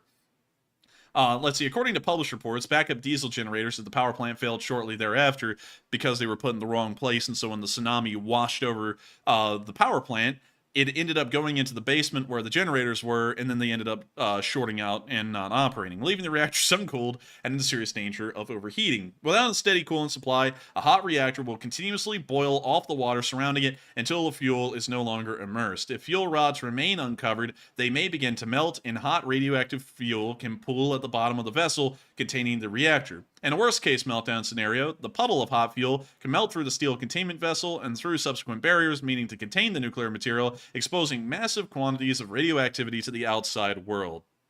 And so you can see that according to this, which is put up by Scientific American, and I would assume that Scientific American has a pretty good idea what they're talking about, considering that it's a scientific journal, according to what they're saying, nuclear power plants, as long as the rods are inside of the reactor pool, and we know that the reactor has not been offline long enough for those rods to be removed from their pools, they require cooling, constant cooling of water. That's why when the Zaporizhia, the Novokakhovka hydroelectric power plant was blown up and the reservoir was emptied, everyone was going, "Oh my God, where in the world do we get water from rather than the cooling pond?"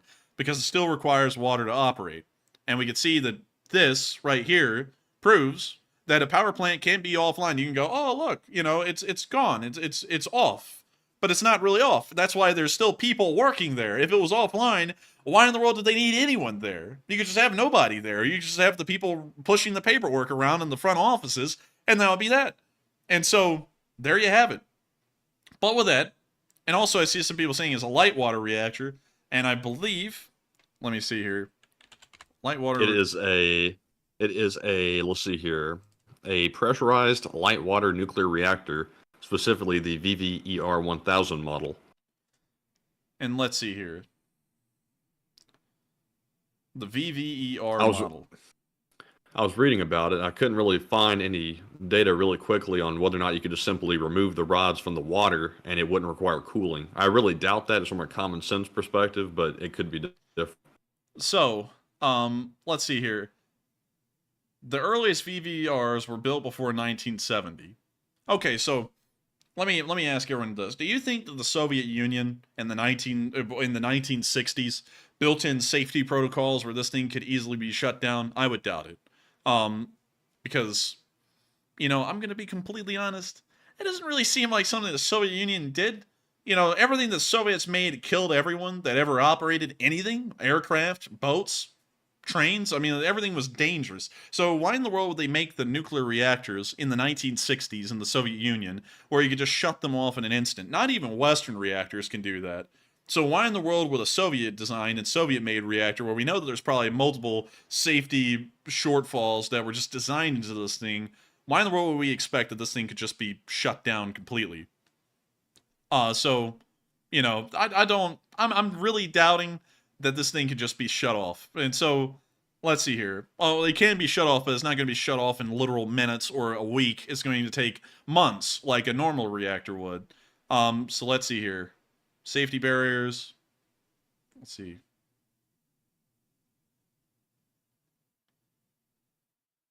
Let's see. It does not have a graphite moderated. Yeah, well, Anyways, let's see. VVR 1200s. Power plants. So there's all the power plants that these were used in. Most of the Soviet Union. Well, former Soviet Union. And the Warsaw Pact. And then Damian Long said, it takes years to shut down a reactor, which is what I've been saying. So, that's what I'm saying. It takes years to shut one down. Some people are saying it's been turned off for 6 months, but that doesn't mean that it doesn't need cooling anymore. So, anyways, with that, hope that addresses that the best we can, because, that's what we can find. That's the information we can find on it, and these also appear to be explosives as well. And so with that, I hope we addressed that poll fairly well, and we are on to the next one. We used to have a guy in here who actually was a nuclear scientist who worked for one of the power companies in Alabama, but I don't think he watches the channel anymore. If he does, I haven't seen him in a while. You remember him? Um, I I think his name was Will. I think I do remember him. I don't know if he has been on lately, because if someone was on that actually knows how nuclear reactors work, and it's not just random Joe Blow like me trying to tell me how the thing runs, which it seems like a lot of people like to do. I would love to hear some information. I see Rob, who did serve on a nuclear-powered submarine. He said ZNPP same as nuke subreactor, no shutdown. So so explain to me what that means, Rob. Does that mean that you can just shut down the thing immediately, or does that mean there is really no way to shut it down? But with that, we are on to the next one. All right, so moving on to our next poll. It says the U.S. is expected to send cluster munitions to Ukraine, and is the risk of civilian casualties justified? It looks like 83% said yes, Ukraine can be careful using them, 8% said unsure, 6% said I'm morally opposed to them, and 3% said no, the risk is too high with it. And with this one, I have to say that cluster munitions are dangerous because they're really not a very accurate weapon because of the nature of it. But I think if Ukraine uses them properly and they don't launch them around civilians where it's even remotely possible to hit them, I think they should be okay. But Enforcer, what say you? Can you reread that poll again for me? The U.S. is expected to send cluster munitions to Ukraine, and is the risk of civilian casualties justified? I would say it'd be fine to send cluster bombs to Ukraine. We already see the Russians using them, and if the Russians are using them, the Ukrainians will already have to be involved in cleanup after the war to get rid of bomblets. So I don't really think any extra bomblets are going to be making that situation worse or better. It'll really stay the same. So I would say I don't really see much of a problem with sending cluster bombs to Ukraine, in my opinion. But with that, I hope that does address that fairly well, and we are on to the next one. And with that being said, we are fresh out of polls, so we're moving on to our super chat questions. And up first, we start off with a $140 donation, very generous, from Mark, Incompetent Drone Operator. And thank you very much, Mark, for that generous support as always and helping to keep us running. And Mark says, just arrived and in the process of catching up. Guys working all the time. Lack of sleep is not healthy. You should take time out and recharge. Being run down reduces the immune system. And I have to say, Mark, thank you very much for the kind words and also for wishing us well. I've been getting so much sleep, I have to get up. And also for me, work actually helps me out a little bit. I'm feeling probably okay now than I was at the beginning of the stream, but I imagine afterward I'll probably go downhill again. But Enforcer, what say you? And I would say, really quickly, before we address that, to circle back really quickly to something I asked Rob Eisman. Rob Eisman actually just said that according to his knowledge, there's no way to shut down the reactors of the ZNPP, kind of like a submarine. The reactor just stays on permanently. Interesting. So we'll be keeping that in mind. But moving on, I would imagine that the control rods, which have the fuel, or the fuel rods, excuse me, you can't just stop that reaction. It's always going to be constantly emitting radiation, and you have to either contain it with water, or if you take them out, it's going to be shooting that radiation through the air, and it's going to have no barrier, so it's going to start penetrating everything. Yeah, but that's what we know. And of course, while I'm getting a little vehement about it, because I've got to be honest, I'm getting quite annoyed because everyone wanted to make a big deal about the ZNPP until serious things started to happen, and now it seems like many people want to go and backtrack now and say nothing's going to happen, it's just fine, it's like a normal power plant. You know, hell, it's like a fire and someone just poured water on it. You know, it'll be fine, it's out now.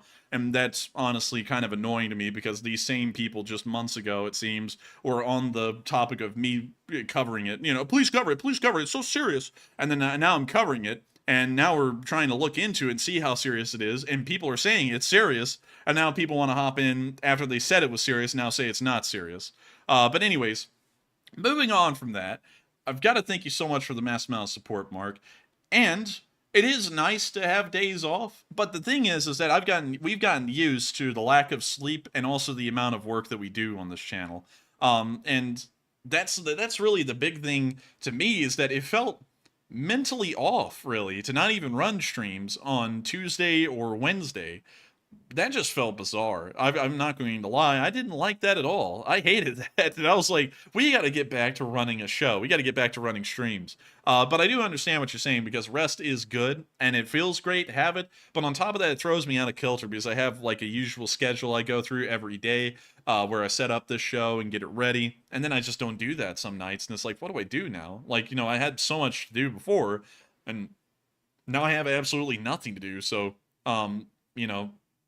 that's my thing. That's like, I would listen to that though for anyone else rather than me, because I'm a workaholic.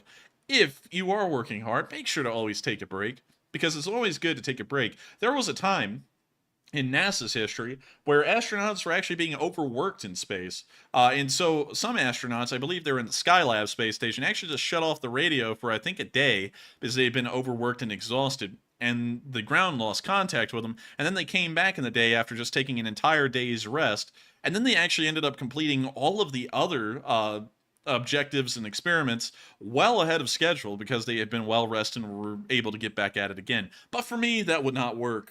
That would not work at all. But still, thank you so much for the Mass Mouse support, Mark, and thank you for joining us tonight on our first night back after 3 days of being off, because that was pretty wild to be off for 3 solid days. But thank you so much once again for the support, and I hope that does address that fairly well. And thank you once again for helping this channel to keep on going. Also, on top of that, Mark, I think that a lot of people missed us in the Lee Spring Army. I've seen a lot of people saying that they were having withdrawals. It was tough for a lot of people. And I was like, man, it was tough for me. It was not just tough for them, it was tough for me too. So if I get worse feeling, I may still try and run these streams, even if I feel like absolute garbage, because I think I'd probably rather run them, or at least try to run them, than not at all. But still, thank you so much once again for the Mass Mouse support, Mark. And it is a complex issue. It really is. And it has a lot of depth and variations to it. And so with that, we are on to the next one. Thank you so much once again for the support. All right, and up next we have a $100 donation from Jesus UCSB. And thank you very much, Jesus, for that very generous support, and also for helping to keep us running as usual, and also channel legend, by the way. He says, "Hola, I'm back from Mexico City. I even wrote the LSA in the logbook at the Los Pinos Mexican presidency office. It was an honor, and I'm back in the U.S. Oh, and LOL, LSA, LSA, LSA, and thanks, Twitter." Hey, LSA, LSA. And also, what is Los Pinos? Let me pull that up real quick. The presidency office? Yeah. Was the official residence and the office of the president of Mexico up until 2018. Wow. Man, you wrote LSA in the logbook of this? That is cool. Very cool. That is really cool. Here's the building, by the way. That is pretty cool, I'm not going to lie. That's nice. Yeah, that's really nice, I gotta say. It's so... Thank you so much for doing that. That is really neat, Jesus, and thank you so much once again for coming back. I hope you did enjoy your time in Mexico City. I've never been, but maybe one day I'll go. I hear that southern Mexico is a really cool place, actually. It's just right now, it's getting a lot of media attention for the rough times they're having down there from the cartels. But I'm pretty sure that Mexico will get that sorted out. They kind of go through spells like this historically, so they'll get the things sorted out, and I'm sure in a couple of years, everything will be back to normal down there. And maybe I'll go down there and check out Mexico City. And so, thank you so much once again for the Master Mouse support, Jesus, and helping this channel to keep on running. And also, really cool to hear you did that. And thank you so much for being honored to be back. We're honored to have you back, and long live the Lee Spring Army. And thank you so much once again for the support. I hope that does address that fairly well, and we are on to the next one.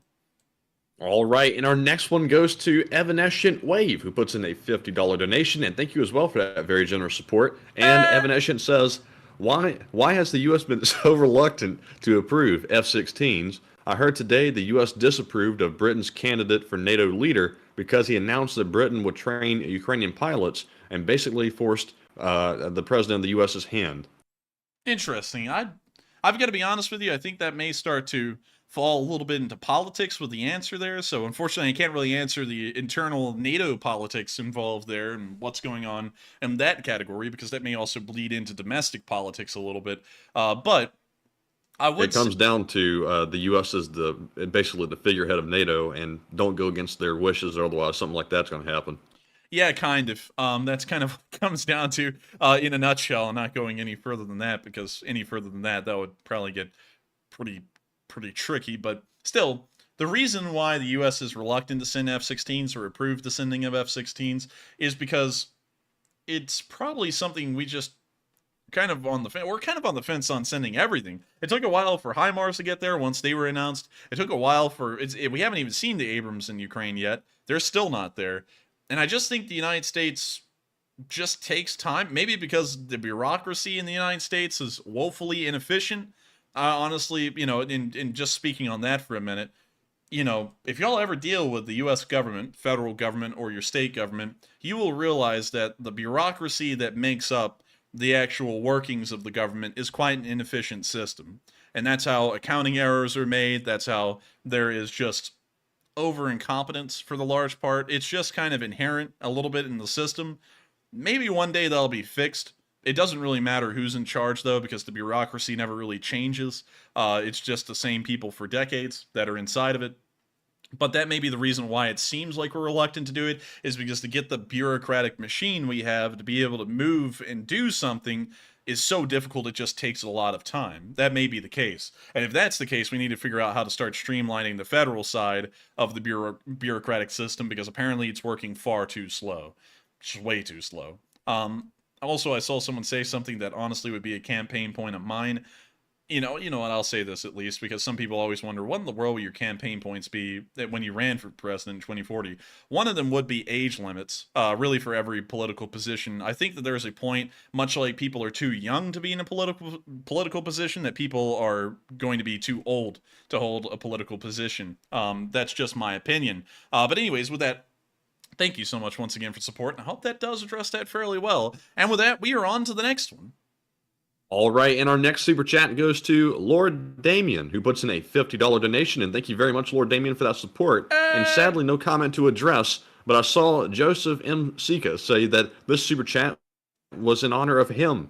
So if it is, big props to both of you. And Enforcer, what say you? And big props to Joseph Sika, our small guy. He is the small guy. And I got to thank you so much, Lord Damien, as well, for the support and helping this channel to keep on running, because folks like you make it possible for us to run this show, because without y'all support, we wouldn't be able to keep things running behind the scenes. And so thank you so much once again. I hope that does address that fairly well. And with that, we are on to the next one. And our next one is a $35 donation from none other than Duncan VR. And thank you very much, Duncan, for that support. And I must admit that tonight I'm going to have to abbreviate the animal noises slightly, because I simply don't have the oxygen in the lungs to do it. So he said, Bamuba, I hope you both feel well again. I was asleep last night and someone said, oh man, I'm telling you, ba ba ba. I was at the shops and the keeper said, oh man, I'm telling you, ba ba ba, meow. Oh man, I'm telling you. I gotta thank you for the support, Duncan. And throwing in the animal noises. While we're not really at our best tonight, I still greatly appreciate the animal noises and the tradition that you have laid out.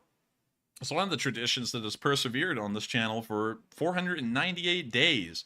Believe it or not, on Saturday, it will be the 500th day of the war. And I think that's insane. I think that's crazy to think that all of y'all, like you, Duncan VR, have been here for 500 days, and that we'll be reaching 500 days of war of what was supposed to be a 3-day to a week, a week. Oh, what the hell is that? A week-long war. And so with that, thank you so much once again for the support. I hope that does address that fairly well. And with that, we are on to the next one. All right, and our next super chat goes to Catherine Martin, who puts in a $20 donation, and thank you very much, Catherine, for that generous support. She says, buy some chicken soup and pick a question from the chat. And we will make sure to get some chicken soup, and we will get a question from the live chat as well. And thank you so much once again for the support. And so with that, what do we got, Matthew? And this question goes to Eric S., who says, why don't we send our version of thermobaric bombs to Ukraine? Ooh, no. No, I've got to be honest with you, I'm not really a big fan of nuclear weapons at all. I believe they get in the way of actual progress being made. You know, believe it or not, progress is made through the shedding of lots of blood, millions of lives being lost. Without the First World War and the Second World War, if there had been a nuclear stalemate during those wars, imagine the kind of evil that would have persisted into the modern day. There would have been no way to destroy Nazi Germany, because if you tried to, they would have just nuked you, and that would have been the end of it. And that's why I'm not really a big fan of nuclear weapons, because it doesn't allow for actual change to happen in the world. Things, evil or just rivals are allowed to exist, and as long as they have that shield, there's nothing that can be done. And so I'm not really a big fan of sending nuclear weapons to anyone. I'm not really a big fan of countries having nuclear weapons in the first place, and I believe that nuclear non-proliferation treaties should certainly be respected, and we should work even harder to try and limit the number of nuclear weapons in the world down to a bare minimum. And so, also, it's by the way, it's a thermobaric oh my God, one he was talking about. You know, I saw that in the live chat. Someone said thermobaric, not thermonuclear. I'm sorry, I misunderstood that. Our thermobarics, not thermonuclear, thermobarics, I would say, yeah, we should send. And so with that, y'all can tell how bad feeling I am, because I just completely misunderstood thermobaric to be thermonuclear. And so with that, we are on to the next one. But thank you once again for supporting this channel and helping us to keep it running and helping me to get to a live chat that I completely misunderstood. And so with that, we are on to the next one. All right, and the next one goes to Thomas Marsh, who puts in a $20 donation, and thank you very much, Thomas, for that generous support. He says, car fund, let's go. Let's go. And thank you so much for the car fund. We are trying to get a car. One day we will have a car, but that day will be long in the future. So with that, thank you so much once again for the support and helping this channel to keep on running, and thank you for supporting the car fund. And with that, we are on to the next one, and thank you so much once again for the support. And up next, we have the second super chat of the night from Catherine Martin, who puts in another $20 donation. And thank you very much, Catherine, for that continued support. And she says, feel better, Enforcer Matthew. And thank you very much, Catherine. I definitely need that right now. Like I said earlier, I'll probably get through the little high point of the stream and then start going downhill again. And just like clockwork, it's happening. So thank you very much. And hopefully I will be better soon. But my motto right now is to work through it, because I have a feeling this will probably be another week-long adventure for me. It doesn't feel like it's going away anytime soon. But anyways, with that being said, we're moving on to our next one, which goes to BC Skyman, who puts in a $20 donation, and sadly on this one does not leave a comment. But thank you very much, BC, for that support. And Enforcer, what say you? I want to thank you so much for the support again, BC, and helping this channel to keep on running. You are an old guard, like I said earlier, and you still are an old guard. And I got to thank you so much once again for supporting this channel and helping us to keep it running through sickness and through health. Because without folks like you, BC Skyman, it wouldn't have been possible for us to keep this thing rolling. And so with that, we are on to the next one. And thank you so much once again. Also, real quick, Matthew, I want to check our Twitter DM real quick, because I just saw something pop up from one of our viewers who is telling us something about the nuclear power plant. And let me see if I can find it.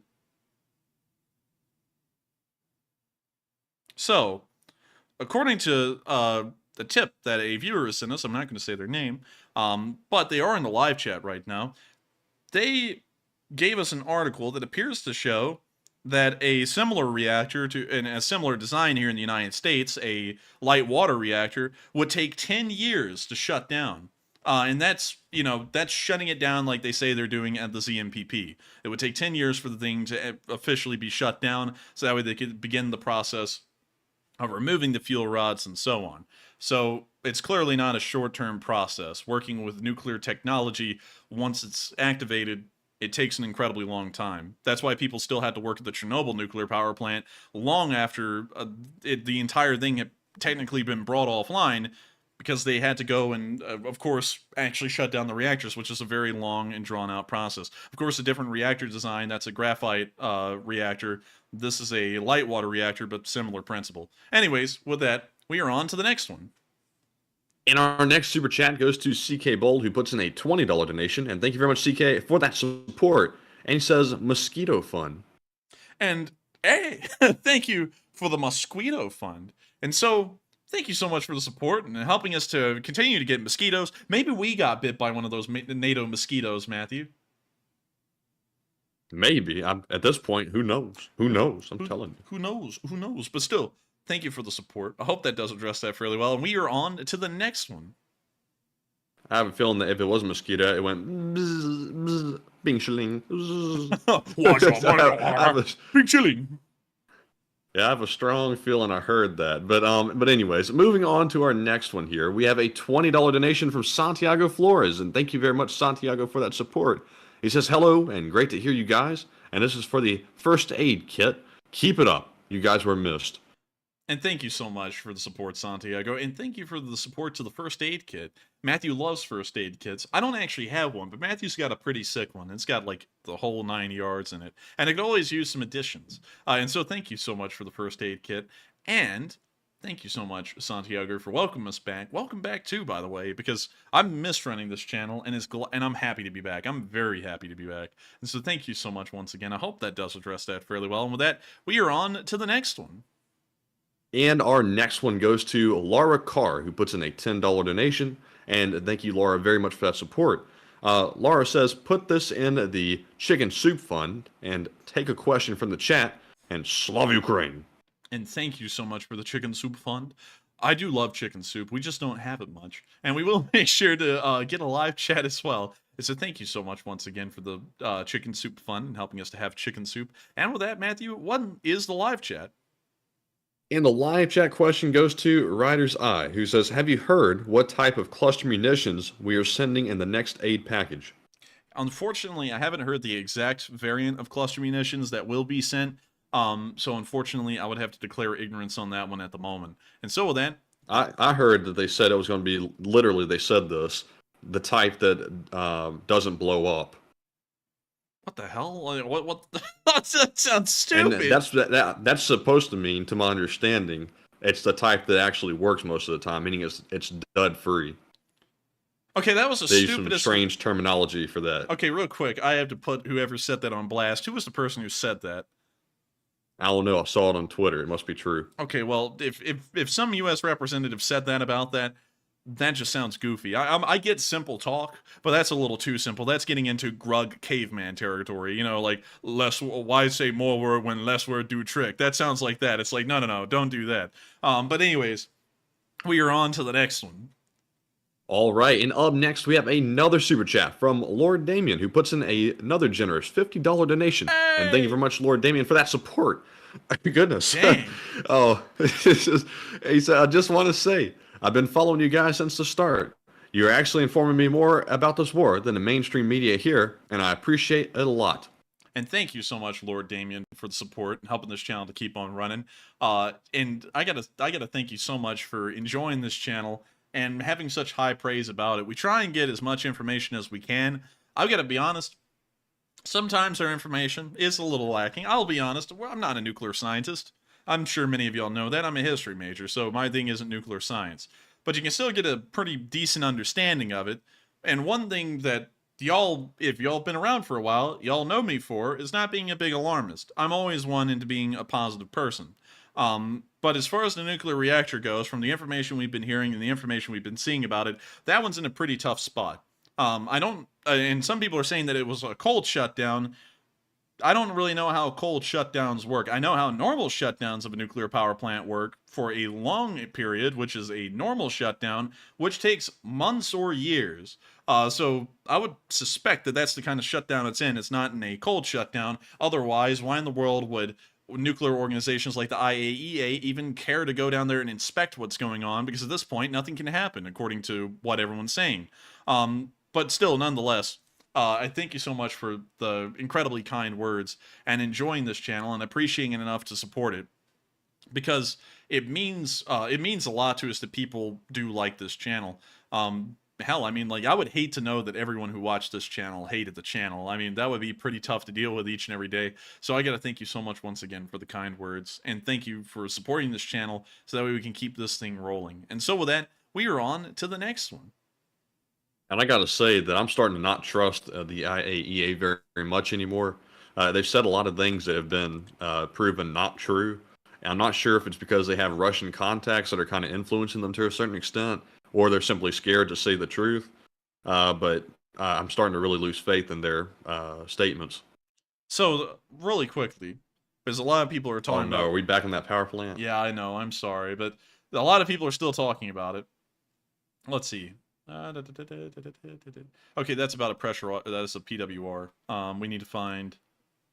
Shutdown, neutron poisoning, cold shutdown. The difference between a normal shutdown and cold shutdown is essentially in that the fuel has gone completely or almost completely cold. In a typical shutdown, regular levels of coolant are still required, and the fuel remains reasonably hot as it continues to react. In a cold shutdown, the coolant system is typically lowered to pump water at atmospheric pressure and the reactor vessel remains below 93 degrees Celsius or 200 degrees Fahrenheit, and water passing through it will not boil. A cold shutdown is typically employed when operators need to access the reactor for maintenance, fuel replenishing, or when the reactor has suffered damage of some kind that requires repair.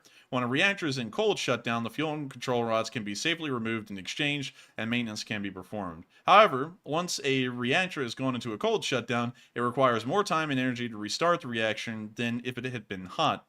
And so going off of that, I would assume that this may be in a cold shutdown.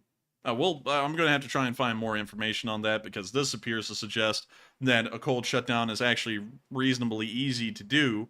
So we'll go and see. We'll find out here the next day. But with that, we are on to the next one. All right, and up next we have a $20 super chat from Mike, who says, Slava. And Slava. And thank you so much, Mike, for the support. Help this channel to keep on running. I was expecting Matthew to read a sentence, and then he just said Slava, and I was like, oh, Slava. But still, thank you so much once again, and thank you for enjoying this channel. And so with that, we are on to the next one. And our next one goes to Forward Progress, who puts in a $10 super chat. Excuse me. Goodness, I almost totally lost my train of thought. And thank you very much for that support. And he said, dudes, keep this up. This is a daily watch for me. You both are great and really doing a great job. And not to mention the intelligence aspect you're providing for our allies in Ukraine. LSA forever. Hey, and thank you so much for being a huge LSA member and being an LSA member for life. The Lee Spring Army is growing each and every day. We've gotten 2,000 new Lee Spring Army members over just the past few days. I think like 2 or 3 days, and that's huge. And it's amazing to know that so many people are diehard members of the Lee Spring Army. And I also have to thank you so much for all the kind words as well. I mean, those are incredibly high praise. And I hope that we live up to that for everyone, because we try our best. And, you know, there's some shortcomings, but we still try. And so with that, thank you so much once again for the support. I hope that does address that fairly well. And with that, we are on to the next one. And the next one goes to Joseph M. Sika, who puts in a $10 donation. And thank you very much, Joseph, for that support. He says, I was just kidding about Lord Damien sending that super chat for me. Also, you said it was a $50 super chat. It was actually $500. I just want to clarify that maybe I shouldn't joke around as much. And actually, it was actually a 50. And it was 500 NOK. That's Norwegian kroner, and about 10 Norwegian kroners is equivalent to $1 US. That's something that I've noticed is a thing that some people get off. Is that there are different currencies that come through. Everything isn't in US dollars. Some of it's actually in foreign currency. And so things like Norwegian kroner that are pretty weak against the dollar, they end up looking like massive super chats. You know, they look like $1,000 super chat, but they only end up to be like 100 or 50. But that is true. It was a 500 Norwegian kroner. And I got to thank you so much once again for the support. And also, we thought you were being serious about that, but that's fine. It's no big deal. And so with that, thank you so much once again for support and helping this channel to keep on running. And with that, we are on to the next one. And thank you once again, Joseph, for helping this channel to keep on running. You are the small guy. Yes, indeed. And up next, we have an $8 super chat from Putin will hang in the middle of the Kremlin, who says, one from the chat, please. And we will get one from the chat. And thank you so much once again for the support. And with that, let's get a live chat. And the one from the chat goes to Portstan, who says, any truth to the rumor that the Ruskies have set up machine gun nests on the tops of the reactors? I believe there's actual picture proof that they've set up machine guns up there, but I'm having a hard time recollecting where I saw those pictures, if I even saw them. But from what we understand, we do think there are some kind of infantry emplacements on top of the nuclear reactors. And so with that, I hope that does address that fairly well. And thank you so much once again for sponsoring that live chat. And thank you for supporting the channel. And with that, we are on to the next one. And we have an $8 super chat from Mr. Clancy, who says, do you think that the orcs may have stolen the uranium since they can use it elsewhere? They might be effing with us. And I'm looking at this as a way for sure. I would have to be honest with you. I don't know if they would have stolen the uranium or not, unfortunately. I'd have to declare ignorance on that. And I have a feeling they're not messing with us because they didn't mess around at the Novokakhovka power plant, which is another thing that adds a lot of validity to what the Ukrainians are saying. The Ukrainians said that the Russians had the plan for months that they were going to blow up the Novokakhovka plant. And everyone scoffed that one. I even scoffed that one until it blew up. And then we saw that that was a serious deal, and the Ukrainians have been warning about it the entire time. And they're doing the same thing about the ZNPP, and that's why I think it's a very serious issue. Because the Ukrainians now have a track record of warning the world about disasters before they happen, like the Novikhovka power plant, and now they're talking about the Zaporizhzhia nuclear power plant. So that also adds a lot more validity to me that what they're saying must be true. But with that, thank you so much once again for the support. I hope that does address that fairly well, and we are on to the next one. And the next one is from It's That Bus Driver, who puts in an 8. And thank you very much for that support. And he said, I heard in the last stream and video that you guys weren't feeling that well and may not stream for a couple of days. I'm glad you guys are feeling well enough to stream. And if you're not 100% well, I hope you are soon. And I love watching the informative news streams. And thank you so much for the kind words. And also, thank you so much once again for enjoying these streams. And we are not feeling that great. I'm not feeling that great now. I felt fine before the stream. Now I'm not feeling that hot. And Matthew's feeling worse, I think, again. So we're kind of weathering our way through, and I thank you so much for the well wishes. Hopefully I end up getting a really mild version of it, and Matthew gets through it, so that we can just keep this thing rolling, because that's what we really want to do, is just keep the thing going. And so with that, thank you so much for the kind words again, and the support, and helping this channel to keep on running. And with that, we are on to the next one. And up next, we have a $20 super chat from channel legend Rob Eisman. And thank you very much, Rob, for that support. And also, it's good to see you once again. He says, to be clear, the ZNPP can explode like a nuclear weapon due to the lack of uranium enrichment. However, a meltdown at the ZNPP would cause a dirty bomb that would make Chernobyl dirty bomb look like a pimple on the ass of an elephant. Sorry. Well, no need to apologize. I like that visualization. Yeah, I mean, like, that was an interesting visualization. No need to apologize for it. That was pretty creative. And also, that's the thing I've been saying. Now, when I say the power plant's going to blow up, I just mean that the bombs blow up on it. One thing I know is that nuclear reactors, when they melt down, they don't blow up like a nuclear bomb. If anyone goes and looks at archival footage of Chernobyl taken just days after the explosion, you can see that the explosion was actually fairly contained within just the reactor hall of number 4. It didn't really go beyond it. And that's because nuclear reactor explosions, if they happen like Chernobyl, they're fairly small, actually, compared to what a nuclear bomb looks like, which is massive. And that's a great point to make. But the thing that concerns me, though, is that if the Russians blow up the reactor and they breach the building, and when I say blow up, I just mean with the bombs. I don't mean, like the reactor explodes like a nuclear bomb. I just mean, the white objects on the building explode. But if they did that, and the reactor is damaged, and then it goes into a meltdown, that's the thing I'm concerned about, because a lot of people are always scared about the nuclear explosion, like a nuclear bomb. What I'm worried about is the constant emitting of radiation that would come from the ZNPP, which is actually far more dangerous and far more deadly than a nuclear explosion could ever hope to be. Nuclear fallout from a reactor meltdown lasts for centuries, and anyone who's in the way of that fallout, even if it's just for days, can end up having serious health consequences, and their children that can also have serious health consequences as well, either born or unborn. And that is something that I consider to be the most massive concern with the ZNPP. I consider a nuclear power plant in a situation like this to be far more dangerous and far more concerning than the threat of a single nuclear bomb being fired off somewhere. That is what's truly dangerous, is a nuclear meltdown at the power plant caused by the Russians blowing up one of the reactor halls and then leading to the subsequent meltdown. But still, thank you for your insight, Rob. And just in case if anyone's wondering, Rob used to be a submariner in the U.S. Navy operating on a nuclear submarine, so I'm pretty sure that he is well familiarized with how nuclear reactors work.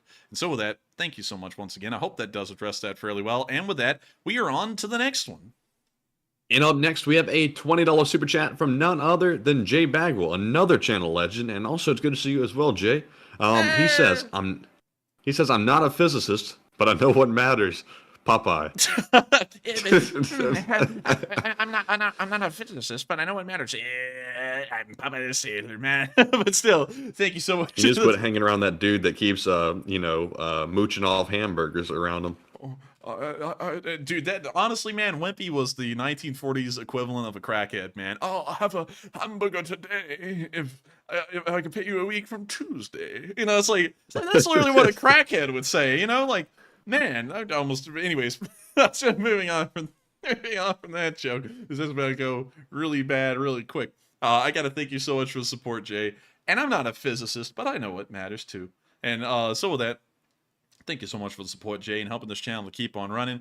And also, Jay, you would be very interested to know, you know that little pistol that we shot at the range with you, the one that had the little clamp squeeze thing on the front of the pistol grip. I actually saw one of those today at a store, and it was going for, I think, $4,000 to $5,000. That thing was expensive, and I was like, oh my god. It was exactly the same though. It was super cool. But with that, thank you so much once again for the support, and I hope that does address that fairly well. And with that, we are on to the next one. All right, and up next we have yet another super chat from Lord Damien, who puts in a $20 donation.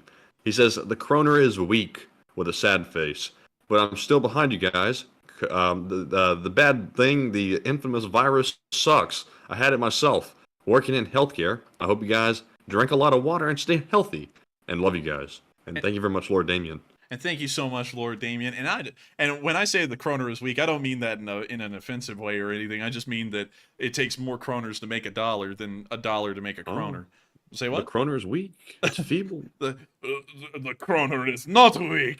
Hey, we're playing a game here, buddy. You think kroner is game? I take your game board and smash it to pieces. But still, thank you so much. That guy was Ukrainian, by the way. Yeah, that was the Seinfeld episode where they were playing a game of Risk on the subway, and Newman was left with Ukraine only, and so Newman said, "I still have armies in the Ukraine," and then Kramer said, "Oh, the Ukraine's weak, it's feeble," and there was a Ukrainian guy on the subway beside him, and he said, "Ukraine is not weak." And then Kramer said, "Yeah, we're playing a game here, buddy." And he said, "You think Ukraine is game? I take your game board and I smash it to pieces." And he slammed his fist down into the game board and destroyed the whole thing. Y'all gotta go watch that clip. If you've never seen Seinfeld, you have to watch that clip. So that way you know what that reference is. But still, that's the joke we're making right there. Anyways, the disease does suck. I think we ended up testing our dad, who was the first one to get in the house, and he didn't have it. At least that's what the test said. But, the test is like a half and half thing. It could be half right. It could be half wrong. You never know. So, we don't really know if we have it or not. I don't know if I'm coming down with it or not. Hopefully not, because Matthew... This junk ain't normal, I can tell you that. Yeah, it's not normal. I've had a lot of sicknesses, and I've never felt one that does quite like this one. Man, remember that one sickness that I got, Matthew, where I got pink eye in both of my eyes at the same time and couldn't even open them? Yeah, that was rough. I remember that. That was in 12th grade in high school. That was actually 2 months before the plague arrived in America, and that was bad. I mean, that was terrible. That was the worst sickness I have ever been through. And also, yeah, it is the HKP7. Let me pull that up real quick for Jay, HKP7. This is the thing. The clamp grip squeeze thing I was talking about earlier. It has this little grip safety on it that you have to push in up here for it to fire. It is a very unique gun, and it was expensive. It was very expensive when I saw it today. I was like, oh my god. I was like, I would never be able to afford one of those, but it is super cool nonetheless. Still, with that, making sure not to rabbit hole here, but still, I hope that does address that fairly well, and I hope we address yours fairly well as well, Lord Damien. I thought I said Lord Darian for a minute. I was like, that's not what I remember saying a minute ago. But thank you so much for enjoying this channel, Lord Damien, and helping this channel to keep on running, because folks like you make it possible. And so with that, we are on to the next one. And the next one. Excuse me. The next one goes to Joseph M. Sika once again, who puts in a $10 donation. He says, I am so bored right now, and I just want to say hi again and kick. Tell Rob. Tell him if Rob needs that screen door fixed on that submarine, I'm a handyman, and take a live super chat question. Take a live super chat. Well, I thank you so much. That's what he wrote. Oh, hey, I'm not judging. Still, thank you so much for the support, Joseph. And also, I hate to hear that you're bored. I thought our stream would be entertaining, but apparently it's not. It's just boring as hell, and I'm sorry about that.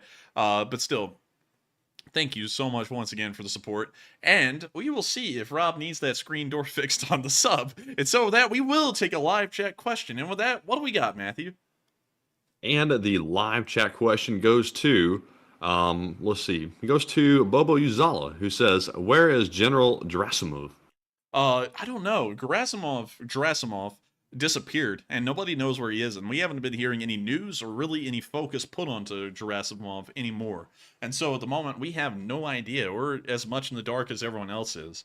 And so with that, I hope that does address that fairly well, at least the best we know. And with that, we are on to the next one. And also, big shout out to Miranda Nelson, who put in a $10 donation and sadly did not leave a comment. But thank you very much, Miranda, for that support. And Enforcer, what say you? And thank you, Miranda, for the support and helping this channel to keep on running. You didn't put in a comment, but you did put in a flying pear, and that is pretty cool, I gotta admit. And so, with that, thank you so much once again for support and helping this channel to keep on rolling. And with that, we are on to the next one. And also, shout out to Susan Griffith for putting in a 5 without a comment. And thank you, Susan, very much for that support as well. We also have a 5 from Neil Vizinon, who says, hope you feel better. And thank you. Thank you very much, Neil. I hope I do too. Enforcer, what say you? And thank you so much for the support, Neil, while Matthew coughs his lungs out.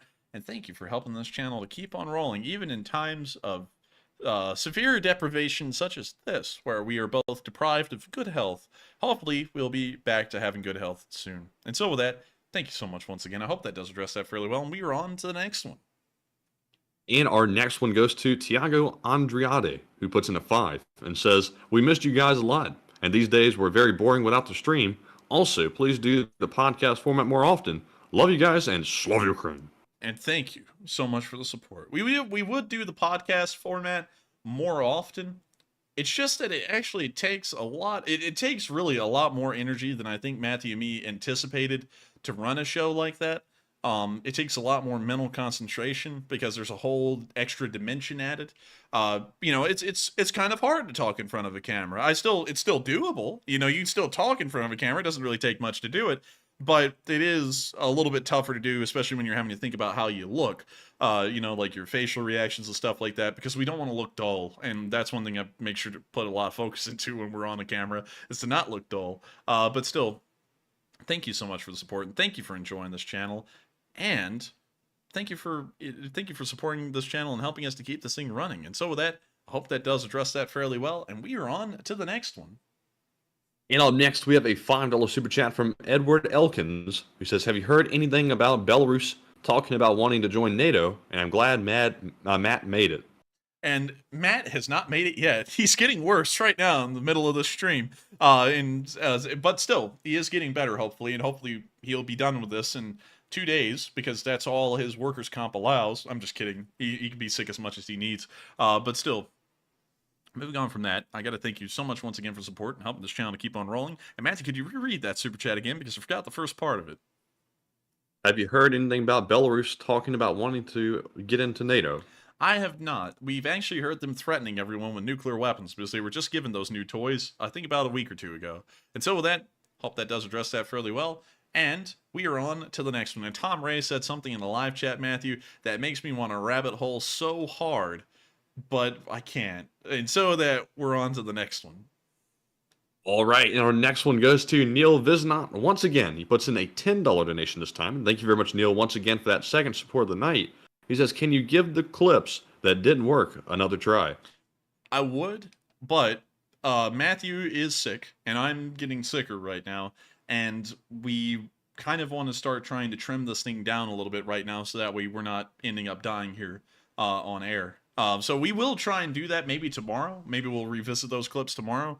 But unfortunately, we're going to have to try and cut this stream down to be a little bit shorter tonight. And so with that, thank you so much once again for support. I hope that does address that fairly well. And with that, we are on to the next one. All right, and up next, we have a $5 super chat from Badger Resistance, who says, what is the best way to clear trenches? Or does Ukraine need to make their own flamethrower tank? Or is cluster munitions the answer? Best way to clear trenches is with a large amount of grenades. That's just really the best way. Grenades and knives or pistols. That's just the easiest way. It's a very close quarters area, so rifles, you know, they work, but they don't really work. So, you know, pistols are the best thing, and then just have a satchel of grenades and just start flinging them down. That's what they figured out worked the best in the First World War. They just ended up ditching rifles for the stormtroopers. They just gave them pistols, shovels, and grenades, and just sent them on their way across no man's land, and they ended up getting some incredibly good results. And so that appears to be, so far at the moment, the best way to clear a trench. Lots of grenades and some pistols. And so with that, I hope that does address that fairly well. Also, by the way, I forgot to mention, back then they didn't have bulletproof vests, so pistols worked a lot better than they do now. Bulletproof vests kind of make the efficiency of pistols a little less so. So the rifles may still be needed, but a large amount of grenades is still a necessity. Flamethrowers are okay, but flamethrowers are a target, because you can visibly see someone carrying a flamethrower, and that makes them the #1 target to shoot. And on top of that, flamethrowers don't really carry a lot of propellant either. So it has about maybe, I think, 60 seconds of fuel, and then it's out. And so it's not that good of a weapon to use. Grenades are still more effective. Cluster bombs, however, are also a pretty effective way to clear a trench, because it doesn't matter where that thing lands. Those little bomblets are going to make their way into that trench somehow and blow up in there. Some of them will. And so that's a pretty effective thing to do. And so with that, I hope that does address that fairly well, at least based off of what I know. And thank you so much once again for the support. And with that, we are on to the next one. And I see so many people talking about pistols in the live chat, man, and I want to rabbit hole so bad, but we're on to the next one. And our next super chat goes to Rob Eisman once again, and he puts in another $20 donation. And thank you very much, Rob, for the second support of the night. Hey! He says, cold water on a subcritical reactor is like gas on a fire. Nuclear principles are ass backwards to what you might think. I dated a lady who said she knew nuke subs. She just wanted to know where we should put the mushroom cloud. That's interesting. And also, that's one thing that's always interested me is nuclear science. Of course, that is a very intricate field involving a massive amount of math, and many of y'all know I'm not the best at math, so unfortunately I was never able to go down that path, but it still is intriguing nonetheless, not just because of the HBO miniseries Chernobyl, which was a award-winning show. Well, it should have won awards. I don't know if it did or didn't, but it should have certainly gotten some kind of television award for one of the best shows ever put out that year. But not just because of that, just because nuclear power is incredibly interesting to me. I think there's a future there to be had for the world as far as energy creation and production. But as always, incompetence and mismanagement is always the #1 enemy of such a thing as nuclear power, and it's even more so with nuclear power. But with that, thank you so much once again for the support. I hope that does address that fairly well. And with that, we are on to the next one. And also, Enforcer, I think we might have to put a cutoff on the super chats because they're coming in like crazy. And I think we will. We're going to be calling up the ancient rite of the cutoff here, and we're going to be cutting off any super chats from coming in at this point forward. If everyone could please, in the live chat, every once in a while, just put out, there's a cutoff, no more super chats there. I would be greatly appreciative. I will also be saying that every once in a while in the live chat as well, hopefully, because we can't answer any more beyond this point. Matthew's going down the tubes. I'm also going down the tubes. And I don't want us to be on here until 12:30 because I think we're probably not going to make it to that point. And so with that, we're going to be answering the remainder of the super chats that we have right now. We'll be answering some live chats, and then we'll be rounding out tonight's stream. And so with that, we are on to the next one. All right, and our next one goes to Joseph M. Sika once again, who puts in a $10 donation and says, sorry, my autism, ADHD, Asperger's, OCD, it's really hard for me to get excited. But, I mean, obviously life in general is so beautiful and exciting to me. That's why I love watching your stream, because you care about innocent people dying as much as me, or everybody follows you guys does too. And I got to thank you so much for the support, Joseph Sika. And I would have to thank you so much for the kind words. We care a good deal. That's why we run Sunday fundraisers, and also why we feel very dedicated to doing this. Like we do every single day, except for when Matthew got really sick, then we had to end up calling a few days off. Really just yesterday, luckily. That was the only day we've had to call off so far. But still, I've got to thank you so much for the kind words and enjoying this channel. I always make sure to appreciate everything in life. The big things, small things, everything in between. Always try and appreciate them, because you never know when everything will be gone. I'm not talking about dying. I'm just talking about, when you don't have that stuff around, like you're in the middle of winter, there's nothing beautiful around, everything's just dead and desolate looking. And so you got to appreciate the stuff when you have it, because it leaves pretty quickly. And so with that, thank you so much once again for the support, Joseph Sika. I hope that does address that fairly well. And with that, we are on to the next one. And our next one goes to K-Bro, who puts in a 10. And thank you very much for that support. He said, hey guys, just a college student that's been watching since the Wagner Shuffle. Love the show and the chat, and feel better soon. And Slav Ukraine and Suka Bliat. Works. Suka, blah, man, we ought to bring back that year anniversary intro that we had. That was a really funny one, man, where it started off with Suka, blah, punk, and then there was a little explosion in the distance. That was a cool one. I like that intro. Anyways, really cool to hear you're a college student. That means you're in one of the smallest demographics we have, which is younger people. There is no one watching the show that is our age. We are in our 20s, and I would assume that you're in your 20s as well. And there's almost no one watching the show. I think less than 6% of our viewers are under the age of 24, and that's the smallest amount. And I got to thank you so much for enjoying this channel and supporting us to help this thing to keep on running. And you're one of our new viewers, apparently, because the Wagner Shuffle only happened, I think, 2 weeks ago, 2 or 3 weeks ago at this point. So you've only been around for 20 days, maybe at least. And I've got to thank you so much for hopping on board the Lee Spring Army and supporting this channel and helping us to keep this thing running, because folks like you make it possible for us to run this show. And so with that, thank you so much once again for the support. Slava Ukraini, and hopefully we will feel better soon. And so with that, we are on to the next one. And our next one goes to Mr. Clancy once again, who puts in an $8 super chat. And thank you very much, Mr. Clancy, for that support. He says, I remember it may have been you, but last March, a theory of why they invaded was a oil find in Dnipro. And I was watching live feeds a lot when I found you. And thank you so much for the support, Mr. Clancy. We had a lot of theories brought forward on this stream. A lot of them were actually brought up by viewers, and that was one of them. And that was actually considered to be a serious theory for a good while. It still is a pretty good theory. But the main theory we go with on this channel, at least the one I go with, because everyone has a different theory. It's not like everyone has to be on the same page as me. But the page I'm on and the theory I'm on is this is entirely about the port of Sevastopol and the strategic concerns surrounding that. But I would say that finding oil fields in the Dnipro area was probably also a pretty major concern, considering that the Russians want to try and make sure that OPEC remains a monopoly and they remain a major supplier of gases and oils to the world. And so with that, thank you so much once again for support, Mr. Clancy. I hope that does address that fairly well. And thank you so much once again for helping this channel to keep on running. And with that, we are on to the next one. And our next one goes to Philip, who puts in a 5 and says, bless you too for all you do, and Slav Ukraine. And thank you so much for enjoying what we do and supporting us so that way we can keep on doing this. And Slava Ukraini. And thank you so much once again for the support. Also, really quickly, I would like to thank Will Wizenant for a $20 super chat. It did come in after the cutoff, so we're technically not supposed to read that off. But I still want to thank you for the support. And I also want to use this as a moment to say there is a cutoff. We're not going to be reading off any more super chats beyond this point. But I do thank you for the support, Neil, nonetheless, and helping this channel to keep on running. And with that, we are on to the next one. And our next one goes to Steve O, who puts in a 5 and says, according to the Washington Post, the U.S. approved the sending of cluster bombs to Ukraine. And thank you for the support, and thank you for sharing that with us. We haven't heard official news of that yet on this channel, but I will be checking that and seeing about including that into tomorrow's news, if that is the case. And so with that, thank you once again. I hope that does address that fairly well, and we are on to the next one.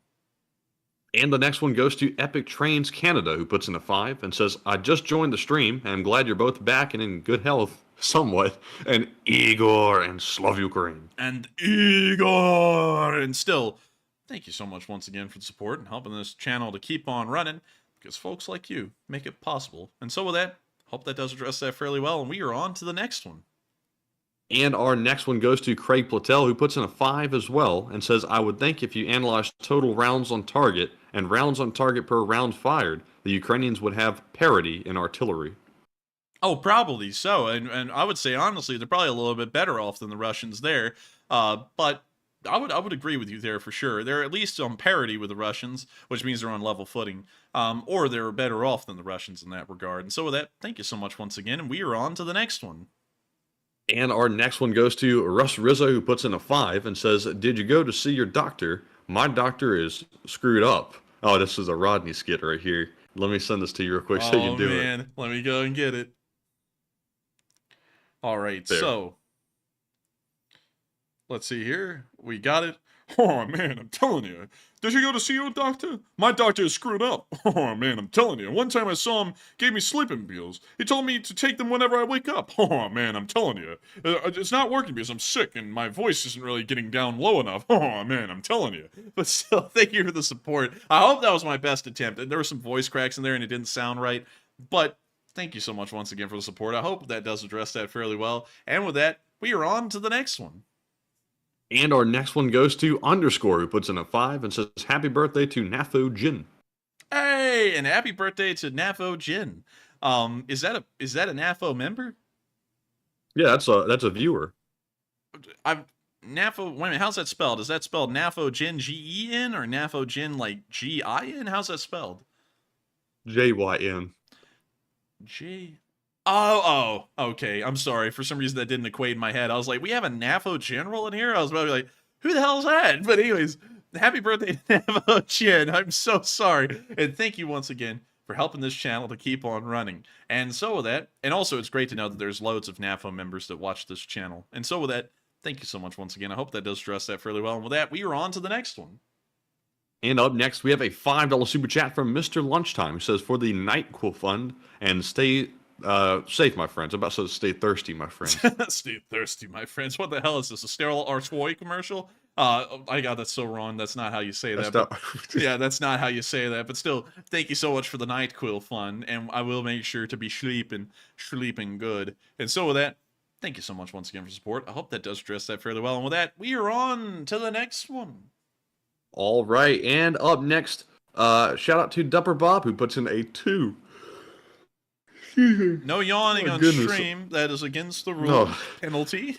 Shout out to Dupper Bob, who puts in a 2, and excuse me. And thank you very much, Dupper, for that support. Enforcer, what say you? And I thank you so much for the support, Dupper Bob. I'm just playing around with Matthew, by the way, because I know I've yawned audibly on stream a couple of times before. So I'm just kidding with you, Matthew. And also, I know you're not doing well at all. So, well, a pass is given because of many things. But anyways, I'm just kidding around with you, Matthew. And also, thank you for the support, Dupper Bob. You always support this channel and help this thing to keep on running. And without folks like you, this channel would not be possible. And so with that, thank you so much once again. I hope that does address that fairly well. And with that, we are on to the next one. And the next one goes to Neil Vizanot, who puts in a 2 and says, "Yes, we missed you." And thank you so much, Neil, for missing us, because we missed y'all. I missed y'all a lot. I know Matthew missed y'all a lot too. And so with that, thank you so much once again for the support. And with that, we are on to the next one. Also, Matthew, Shauna Crowley said, "Illegal, right to jail." Matthew, I was thinking of that meme right there when she said that. Like you yawn and I say, "Believe it or not, straight to jail." Like that meme. Yeah. But anyways, with that, we're on to the next one. And our next one goes to Philip Fixes LSA, who puts in a 2 and says, "White squares on reactors canopies for MG nests, question mark." Perhaps, but they could also, well, they're not casting shadows. That was the weird thing about them, is that they appear to be level with the roof of the building, and they're just really spread out, largely flat objects. So I don't really think they may be machine gun nests, and also, they're not evenly placed around the building. They're all facing kind of towards the cooling pond, from what it appeared, and that would be a weird place to have the machine guns mounted. But with that, thank you for the support. I hope that does address that fairly well, but it could be. It's just that we can't really tell. And with that, we are on to the next one. And with that, we are fresh out of Super Chat, so we're moving on to our live chat questions and also our Morse code of the stream. But I think it goes without saying that we're going to only probably take 3 tonight because of all the conditions included. But anyways, moving on to our Morse code, we was solved tonight by Mark Hodges, Cfay, Cliff Simonson, Earl Bernew, and Paul Schultz. They said, tonight's Morse cipher says, "We are back because there is no stopping the LSA. Glory to Ukraine and long live the LSA." That's the sound of money, and y'all got that right on the mark. There is no stopping the Least Spring Army, so we had to come back because nothing will stop us. Not even sickness, not even death. If Matthew just somehow died from this illness, he would not be buried. He would be over there on that computer. Even in death, he would serve. And so with that, thank you for deciphering that Morse code message, and thank y'all for doing that for the 498th day of the war. That is impressive, and it's amazing to know y'all have those skills, because I don't have them. I just put that into a Morse code translator. And with that, we are on to the third to last question of the night. And this one goes to AF Kaplan, who says, "I heard that Turkey has now lifted its objections to Sweden joining NATO, and have you heard anything about that?" I have, but then I think that was immediately rescinded, because then another person in Sweden ended up burning a Quran, which was a big deal again. And then the Turks freaked out and were very angry about that. And so then that became a whole ordeal again. So from what I understand, that did happen, and then it almost reversed immediately after something happened again in Sweden. And so with that, I hope that does address that fairly well. And with that, we are on to the second to last question of the night. And this one goes to Ann Nottingham, who says, has it ever come out if Prigozhin is married or has children? That might be what the slide is doing there. I think he is married and has children. And maybe that is what he's doing there. I don't really know, but he does have a wife and kids, from what I remember. And so with that, I hope that does address that the best we know. And with that, we are on to the final question of the night. And so, who is the lucky last person to put in the lucky last question of the night? And that viewer is Damien Ballou, who says chemical weapons supposed to have been used by the Russian army. If it's true, is this a red line crossed by Russia? We have heard the supposed use of chemical weapons used. According to the United States, nuclear, biological, or chemical weapons used in Ukraine would lead to direct military intervention. And so if they were using something like tear gas, well, I'm not really sure if that's considered a chemical weapon. I think it may not be by the U.S. So I don't know. It's kind of in a gray area. I don't really know if that's considered a chemical weapon or not. If it is, then they are crossing a red line. If it isn't, then they aren't. It just really depends. And so with that, I hope that does address that fairly well. And that is the end of tonight's stream. I thank you all so much once again for watching, and I thank everyone for enjoying the stream so much. There are still 3,810 of y'all on right now. If y'all did enjoy, make sure to subscribe. We run streams like this ideally 6 days a week, except for Mondays at the exact same time every night at 10 p.m. Eastern time. Of course, when sickness gets in the way, like the sickness that Matthew's got, call for us real quick. Yeah. That's what Matthew's like, get me off the damn air. But when sickness gets in the way, sometimes we may end up cutting a stream or two, like we have done, because, you know, it's just impossible to run a stream then. But we should be running streams 6 days a week at 10 p.m. Eastern time. We've been doing that the whole time, and this is a very rare exception. If you also enjoy, make sure to like and comment as well, because that helps out the stream and the algorithms and helps us reach more people, so that way more people can see this channel and know what we do. And so with that, thank you all so much once again for watching. Good night, good luck, take care, stay safe, Slava Ukraini, and long live the Lee Spring Army. And good night, LSA, and Slava Ukraine.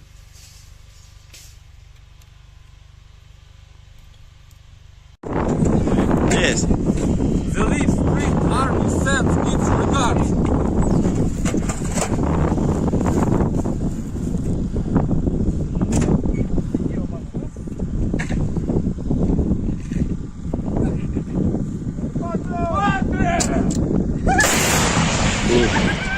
Русский военный корабль. Предлагаю сложить оружие и сдаться. Русский военный корабль, иди нахуй.